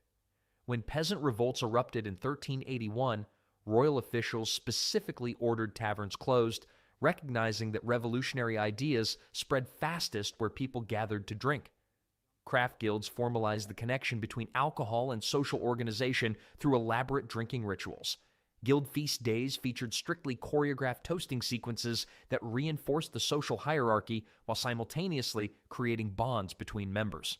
An apprentice admitted to the London Goldsmiths Guild in 1424 documented the experience in his journal, noting that learning the complex drinking customs proved more challenging than mastering metalworking techniques. These ritualized drinking practices weren't mere entertainment. They encoded social relationships and obligations in memorable sensory experiences. Foreign visitors often remarked on the central role of drinking establishments in English social life. In 1496, a Venetian ambassador observed with surprise that the English conducted serious business in taverns rather than homes or official buildings. He noted that the alehouse is to the English what the piazza is to Italians, where all matters public and private are decided. This reflected a broader reality. In medieval England, drinking culture wasn't separate from important affairs, but deeply intertwined with them. As towns grew larger and social structures more complex, drinking establishments evolved to serve different niches. By the late 15th century, larger cities featured specialized establishments, taverns for merchants and professionals, alehouses for laborers, wine shops for the wealthy, and beer halls for craft workers. This diversification reflected not a diminishing social role, but an expansion of it as drinking culture adapted to increasingly complex urban environments. The social bonds forged through shared drinking helped create the foundation for other institutions that would later emerge. From guild support networks to early insurance schemes, many innovations in social organization first developed informally among regular drinking companions before becoming formalized. Medieval drinking culture wasn't just about recreation. It created the social connections that made medieval society function. Beyond these everyday social settings, medieval society developed elaborate drinking traditions. Regular drinking kept medieval society functioning, but celebratory drinking transformed ordinary life into something memorable. No matter how grim daily existence might be, special occasions created opportunities for communal joy and extraordinary amounts of alcohol. Weddings ranked among the most alcohol-soaked events in medieval life. Unlike modern one-day celebrations, medieval weddings often lasted 3 days or more, with drinking beginning before the ceremony and continuing long after the couple departed. A 15th century merchant's daughter's wedding list truly staggering quantities: 426 gallons of ale, 63 gallons of wine, and 24 gallons of mead for a guest list of 150 people. That works out to over 3 gallons per person across the 3-day celebration, a quantity that would put modern wedding open bars to shame. Wedding drinking served practical purposes beyond mere celebration. The public consumption of alcohol by both families symbolized their new alliance, with shared cups passed between the families as a ritual demonstration of unity. A wedding feast without abundant alcohol risked being interpreted as a slight against the other family or a sign of stinginess that might bring shame. One Lincolnshire family actually postponed their daughter's wedding by 6 months when a bad harvest threatened their ability to provide sufficient alcohol for guests, considering an inadequate celebration worse than delay. Noble feasts and banquets elevated drinking to spectacular excess. When one king hosted a Christmas feast in 1376, 378 pipes of wine were consumed, equivalent to nearly 48,000 gallons. Granted, this feast lasted 12 days and hosted thousands, but the quantities remain astonishing. The feast included designated wine pourers, whose sole job was to ensure no cup remained empty for more than a few minutes. At such events, the ability to consume vast quantities while maintaining composure became a valued social skill among the nobility. The physical layout of feast halls reflected the importance of drinking. Archaeological excavations of great halls consistently reveal elaborate drainage systems under the high table where noble guests sat. Not for spilled drinks, but to accommodate those too important to leave the table to relieve themselves. The feast continued uninterrupted as guests simply emptied their bladders where they sat, with servants occasionally refreshing the rush flooring. Medieval feasts clearly operated under different rules of etiquette than modern dinner parties. Religious festivals transformed sacred occasions into drinking opportunities. Despite modern assumptions about religious temperance, medieval church festivals featured alcohol as a central component. The Feast of St. Martin in November, marking the completion of the autumn wine harvest, featured the ritual opening of new wine barrels with blessing and considerable consumption. Religious institutions often produced special festival brews for particular celebrations. The Abbey at Ely created a special strong ale called Audley's End, exclusively for Easter celebrations, containing herbs believed to represent aspects of Christ's resurrection. These festival drinks weren't just alcoholic, but carried symbolic religious significance that blended spiritual and physical refreshment. The medieval mind saw no contradiction between religious devotion and enthusiastic drinking. The latter often enhanced the former. Harvest celebrations marked the year's most crucial agricultural triumph with appropriately epic drinking. After weeks of dawn-to-dusk labor bringing in crops, communities celebrated with specially brewed harvest ales using the first grains from the new harvest. Manorial records from across Europe document generous alcohol allowances during these celebrations, with even the stingiest lords providing abundant drink. One Sussex manor recorded providing each harvester with a harvest allowance of 2 gallons of strong ale for the celebration feast, significantly stronger than everyday drinking ale. The social importance of harvest celebrations appears in legal documents where courts often postponed hearings scheduled during harvest festivities. This official acknowledgement of community-wide intoxication demonstrates how deeply drinking culture was embedded in medieval agricultural rhythms. The harvest's success or failure determined survival for the coming year. Its celebration deserved exceptional drinking. Birth celebrations, particularly for noble children, featured elaborate drinking rituals. When a child was born to an aristocratic family, messengers delivered the news to allied households with a special drinking cup. Recipients were expected to drink the health of the new child and send the messenger back with the cup refilled. There were 23 such cups being sent out at a son's birth, with detailed accounting of which recipients sent return cups with especially fine wine or mead. These birth announcement drinks created bonds between families that might later translate into political alliances. Special occasion drinking created moments of joy and release in lives that were often challenging and constrained. The memories of these celebrations sustained communities through difficult times, giving people something to anticipate and later recall with pleasure. Beyond mere intoxication, these drinking traditions crafted shared experiences that defined what it meant to belong to a particular community in medieval times. These festive gatherings weren't just about passive consumption, it's about having fun. Medieval folks didn't just drink, they turned drinking into entertainment through games that would make modern partiers both impressed and terrified. These weren't simple drinking games, but elaborate social rituals that combined skills, status, and the universal joy of watching friends make fools of themselves.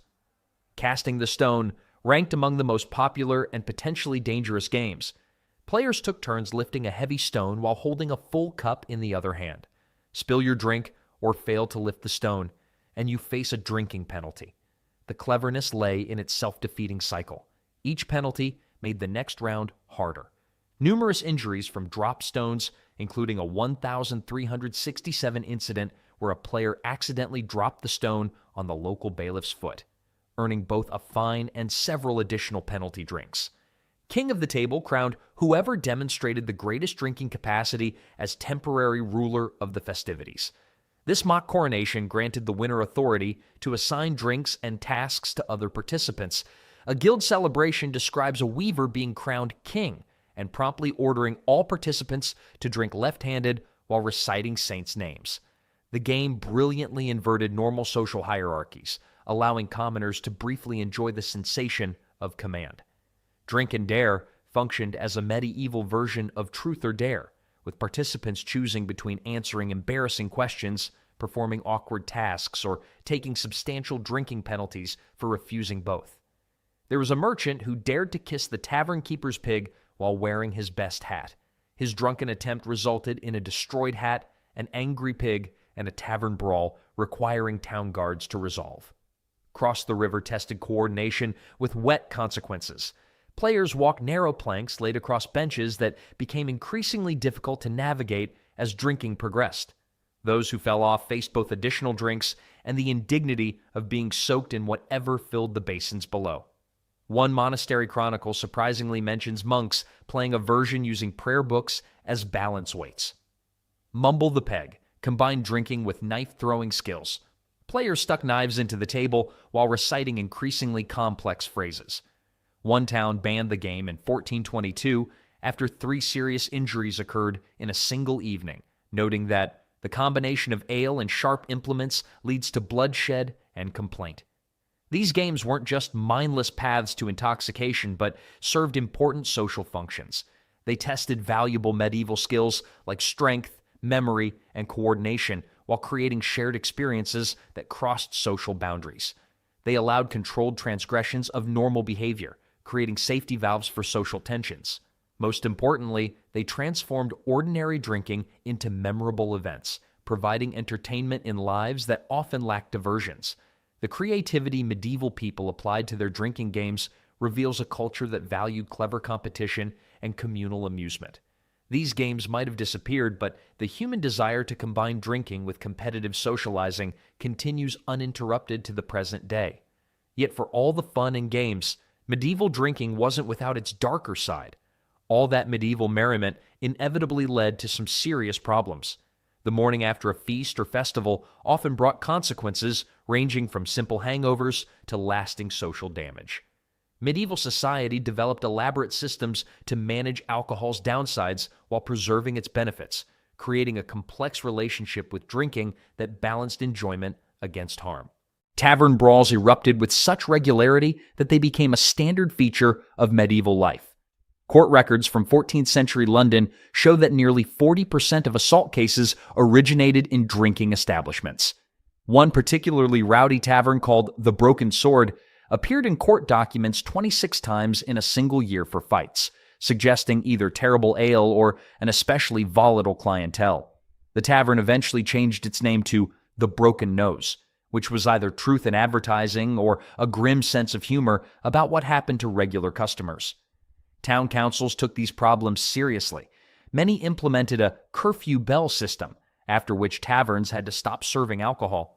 Oxford's famous Carfax bell rang at 9 in winter and 10 in summer, signaling that drinking establishments should close. Anyone caught drinking after hours faced fines, while tavern keepers who continued serving could lose their licenses. These measures weren't primarily moral judgments, but practical responses to the public safety issues alcohol created. Public drunkenness posed a significant challenge for medieval towns, often leading to accidents and fatalities. In Norwich, the need for special night watchmen during the 12 days of Christmas to assist those too intoxicated to navigate safely, preventing them from falling into ditches or fires. Such incidents were not rare. One English town documented 17 cases of drunken drownings over 5 years, as inebriated residents attempted to cross streams or rivers on their way home from taverns. Some cities created dedicated drunk tanks centuries before the modern term existed. London's Poultry Compter served as an overnight holding facility where intoxicated troublemakers sobered up before facing magistrates the next morning. Records show that during major festivals, these facilities filled to capacity, sometimes holding more than 60 individuals in spaces designed for 20. The city employed ale wardens specifically to patrol streets looking for dangerously intoxicated revelers and bring them to these facilities, medieval predecessors to modern public intoxication laws. Alcoholism existed long before the medical term was invented. Medieval society recognized the problem of drinking, using terms like ale-sick or wine-mad for those who couldn't control their consumption. Guild regulations often included provisions for members who wasted their substance on drink, with interventions ranging from financial guardianship to outright expulsion. These measures weren't merely moral judgments, but practical protections for families who might otherwise starve because of a breadwinner's drinking habit. One guild in Bristol implemented a 3 strikes policy for problem drinkers. First-time offenders received a warning, second offenses resulted in temporary suspension, while third violations led to the guild taking control of the member's finances for the protection of his household. The church maintained an awkward relationship with excessive drinking. While monasteries brewed some of the finest alcoholic beverages in Europe, church authorities periodically attempted to curb drinking's worst excesses. Bishops issued edicts limiting drinking hours or banning clergy from taverns, though enforcement proved spotty at best. One French bishop complained that his anti-drinking regulations were ignored because the priests who should enforce them are among the most enthusiastic patrons of the very taverns they are ordered to monitor. Medieval priests apparently took "do as I say, not as I do" to impressive new heights, pioneering the grand tradition of religious officials who couldn't quite practice what they preached after a few drinks. Medieval medicine gradually recognized alcohol's health consequences. Medical texts describe liver ailments linked to heavy wine consumption, with one 15th century physician noting that excessive drinkers developed yellow eyes and swollen bellies before their natural time. Medieval doctors might not have understood modern hepatology, but they certainly recognized when someone had been hitting the wine barrel a bit too enthusiastically. Their medical advice often boiled down to maybe drink less, which remains equally ignored by patients then and now. Despite these problems, medieval society never seriously considered prohibition. Instead, they developed a culture of moderation through social pressure rather than legal bans. Heavy drinking might be accepted during festivals, but those who regularly drank to excess faced social consequences ranging from mockery to formal sanctions. The community that drank together also regulated together, creating informal controls on truly destructive behavior while tolerating routine intoxication as part of normal life. This pragmatic approach contrasts sharply with later temperance movements that sought to eliminate alcohol entirely. Medieval society recognized alcohol's dangers but also its benefits, seeking a middle path that limited harm while preserving what they saw as essential functions of drinking culture. They accepted that perfect solutions were impossible, but that reasonable management could maintain a functional society despite alcohol's problems. Of course, no amount of social regulation could prevent the most universal consequence of all that drinking. The morning after a medieval feast must have been a sorry sight. Imagine dozens of formerly merry revelers now clutching their heads, shielding their eyes from the cruel morning sun, and swearing off ale forever, or at least until midday. Despite their regular alcohol consumption, medieval people weren't immune to hangovers. Their bodies processed alcohol exactly as ours do, and they suffered the same consequences for overindulgence. No amount of jousting experience prepared a knight for battle with the morning after dragon in his skull. Medieval medical texts provide vivid descriptions of hangover symptoms that feel all too familiar. A 12th century medical manual details sufferers experiencing heaviness of the head, great thirst, disturbed sleep, and aching in all limbs after excessive drinking.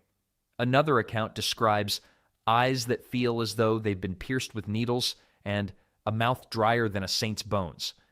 These colorful complaints suggest that, despite centuries of experience, medieval drinkers endured hangovers just as miserable as those of today. Some modern myths suggest that because medieval people drank alcohol regularly from childhood, they developed supernatural tolerance. The evidence suggests otherwise. While daily consumption may have given them slightly higher baseline tolerance, medieval doctors documented plenty of severe hangover cases. Treating 7 monks after a Saints' Day celebration, all suffering from what the recorder delicately called excessive celebration of the Holy Feast, but what we recognize as epic hangovers.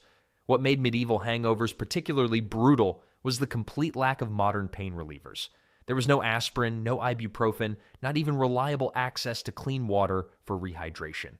Medieval sufferers had to rely on folk remedies of varying effectiveness, revealing both the impressive herbalism knowledge of the time and their desperate willingness to try anything to ease their misery.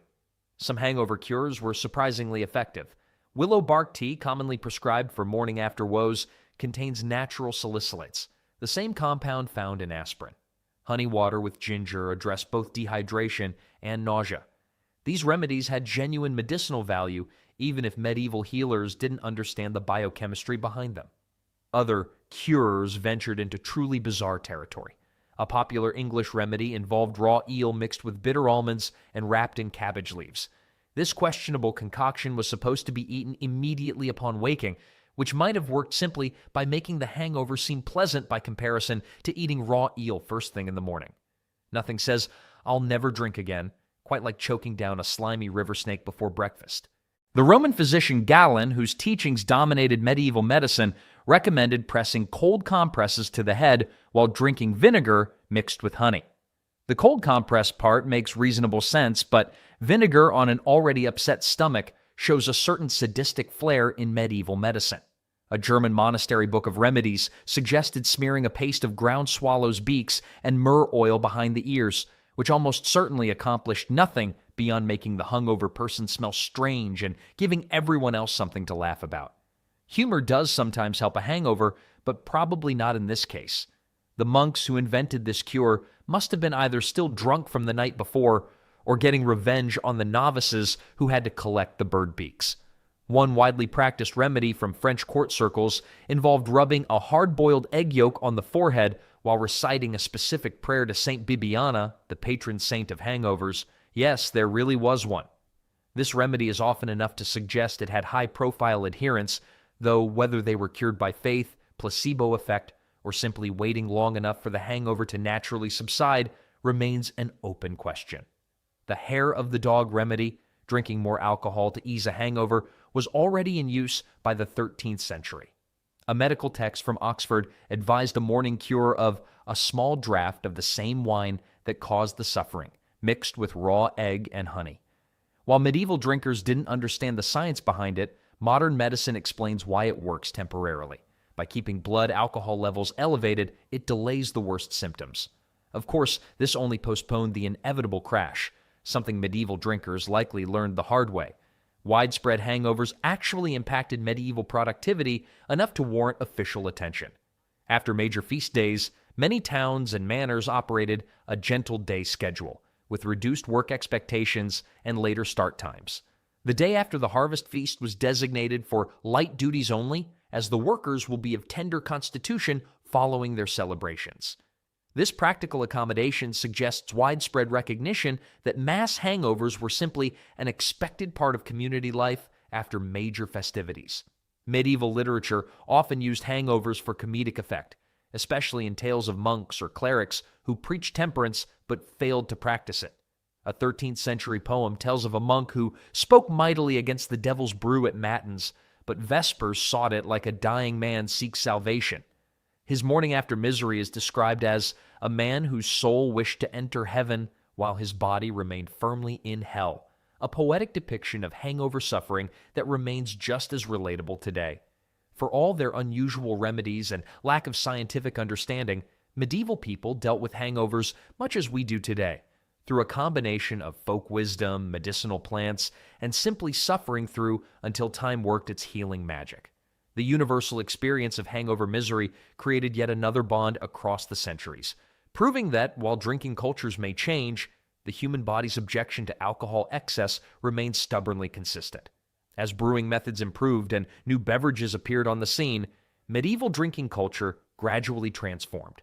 Medieval drinking habits didn't remain static across the 1,000-year span historians call the Middle Ages. What began as simple survival necessity gradually transformed into a complex cultural system, and by the end of the period, entirely new beverages began challenging alcohol's dominance in daily life. Early medieval drinking focused almost entirely on locally produced ale and beer, with wine reserved for the elite or regions where grapes grow easily.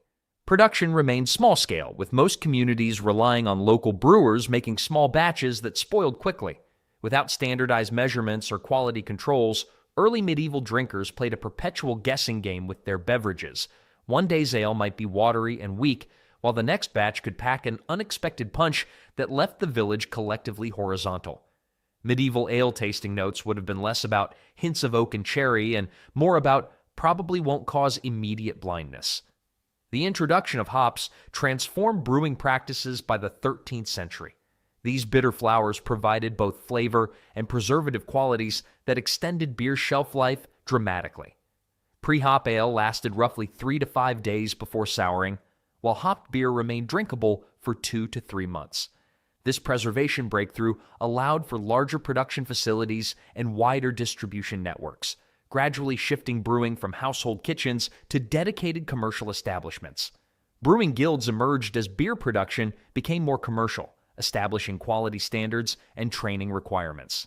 Bremen's Brewing Guild, established in 1289, required a 3-year apprenticeship before someone could legally brew independently. Guild records show they conducted regular taste tests of members' products, finding those who produced substandard beer. One unfortunate brewer was fined the equivalent of 2 months' wages for beer described as tasting of old shoes and making the tongue shrivel, perhaps the earliest recorded beer review, and definitely not a favorable one. Wine culture underwent significant refinement during the later Middle Ages. Early medieval wine was typically consumed young, often within months of production. By the 15th century, aging practices became more sophisticated, with wealthy consumers specifically seeking older vintages. A ducal cellar inventory from 1487 proudly notes wines from 14 different years, with the oldest dating back 23 years, considered an extraordinary age for wine at that time. Distilled spirits gained popularity toward the end of the medieval period. Originally produced as medicinal compounds in monastery apothecaries, strong alcohol gradually escaped its medicinal confines to become recreational drinks in their own right. Early whiskey production in Scotland and Ireland began around the 15th century, with the first documented whiskey distillery license issued in 1494. The recipient, a monk named Brother John Core, received permission to produce 8 bowls of malt for whiskey, enough to make approximately 1,200 bottles by modern measures. The most revolutionary change came not from alcohol improvements, but from the arrival of new non-alcoholic competitors. Coffee reached Europe in the late medieval period, with the first European coffee house opening in Venice around 1647. These caffeinated drinks offered the novel experience of stimulation rather than sedation, creating entirely new social rituals built around alertness instead of relaxation. These new beverages gradually challenged alcohol's monopoly on safe hydration. Coffee and tea both required boiled water, making them naturally safer than untreated water without requiring fermentation.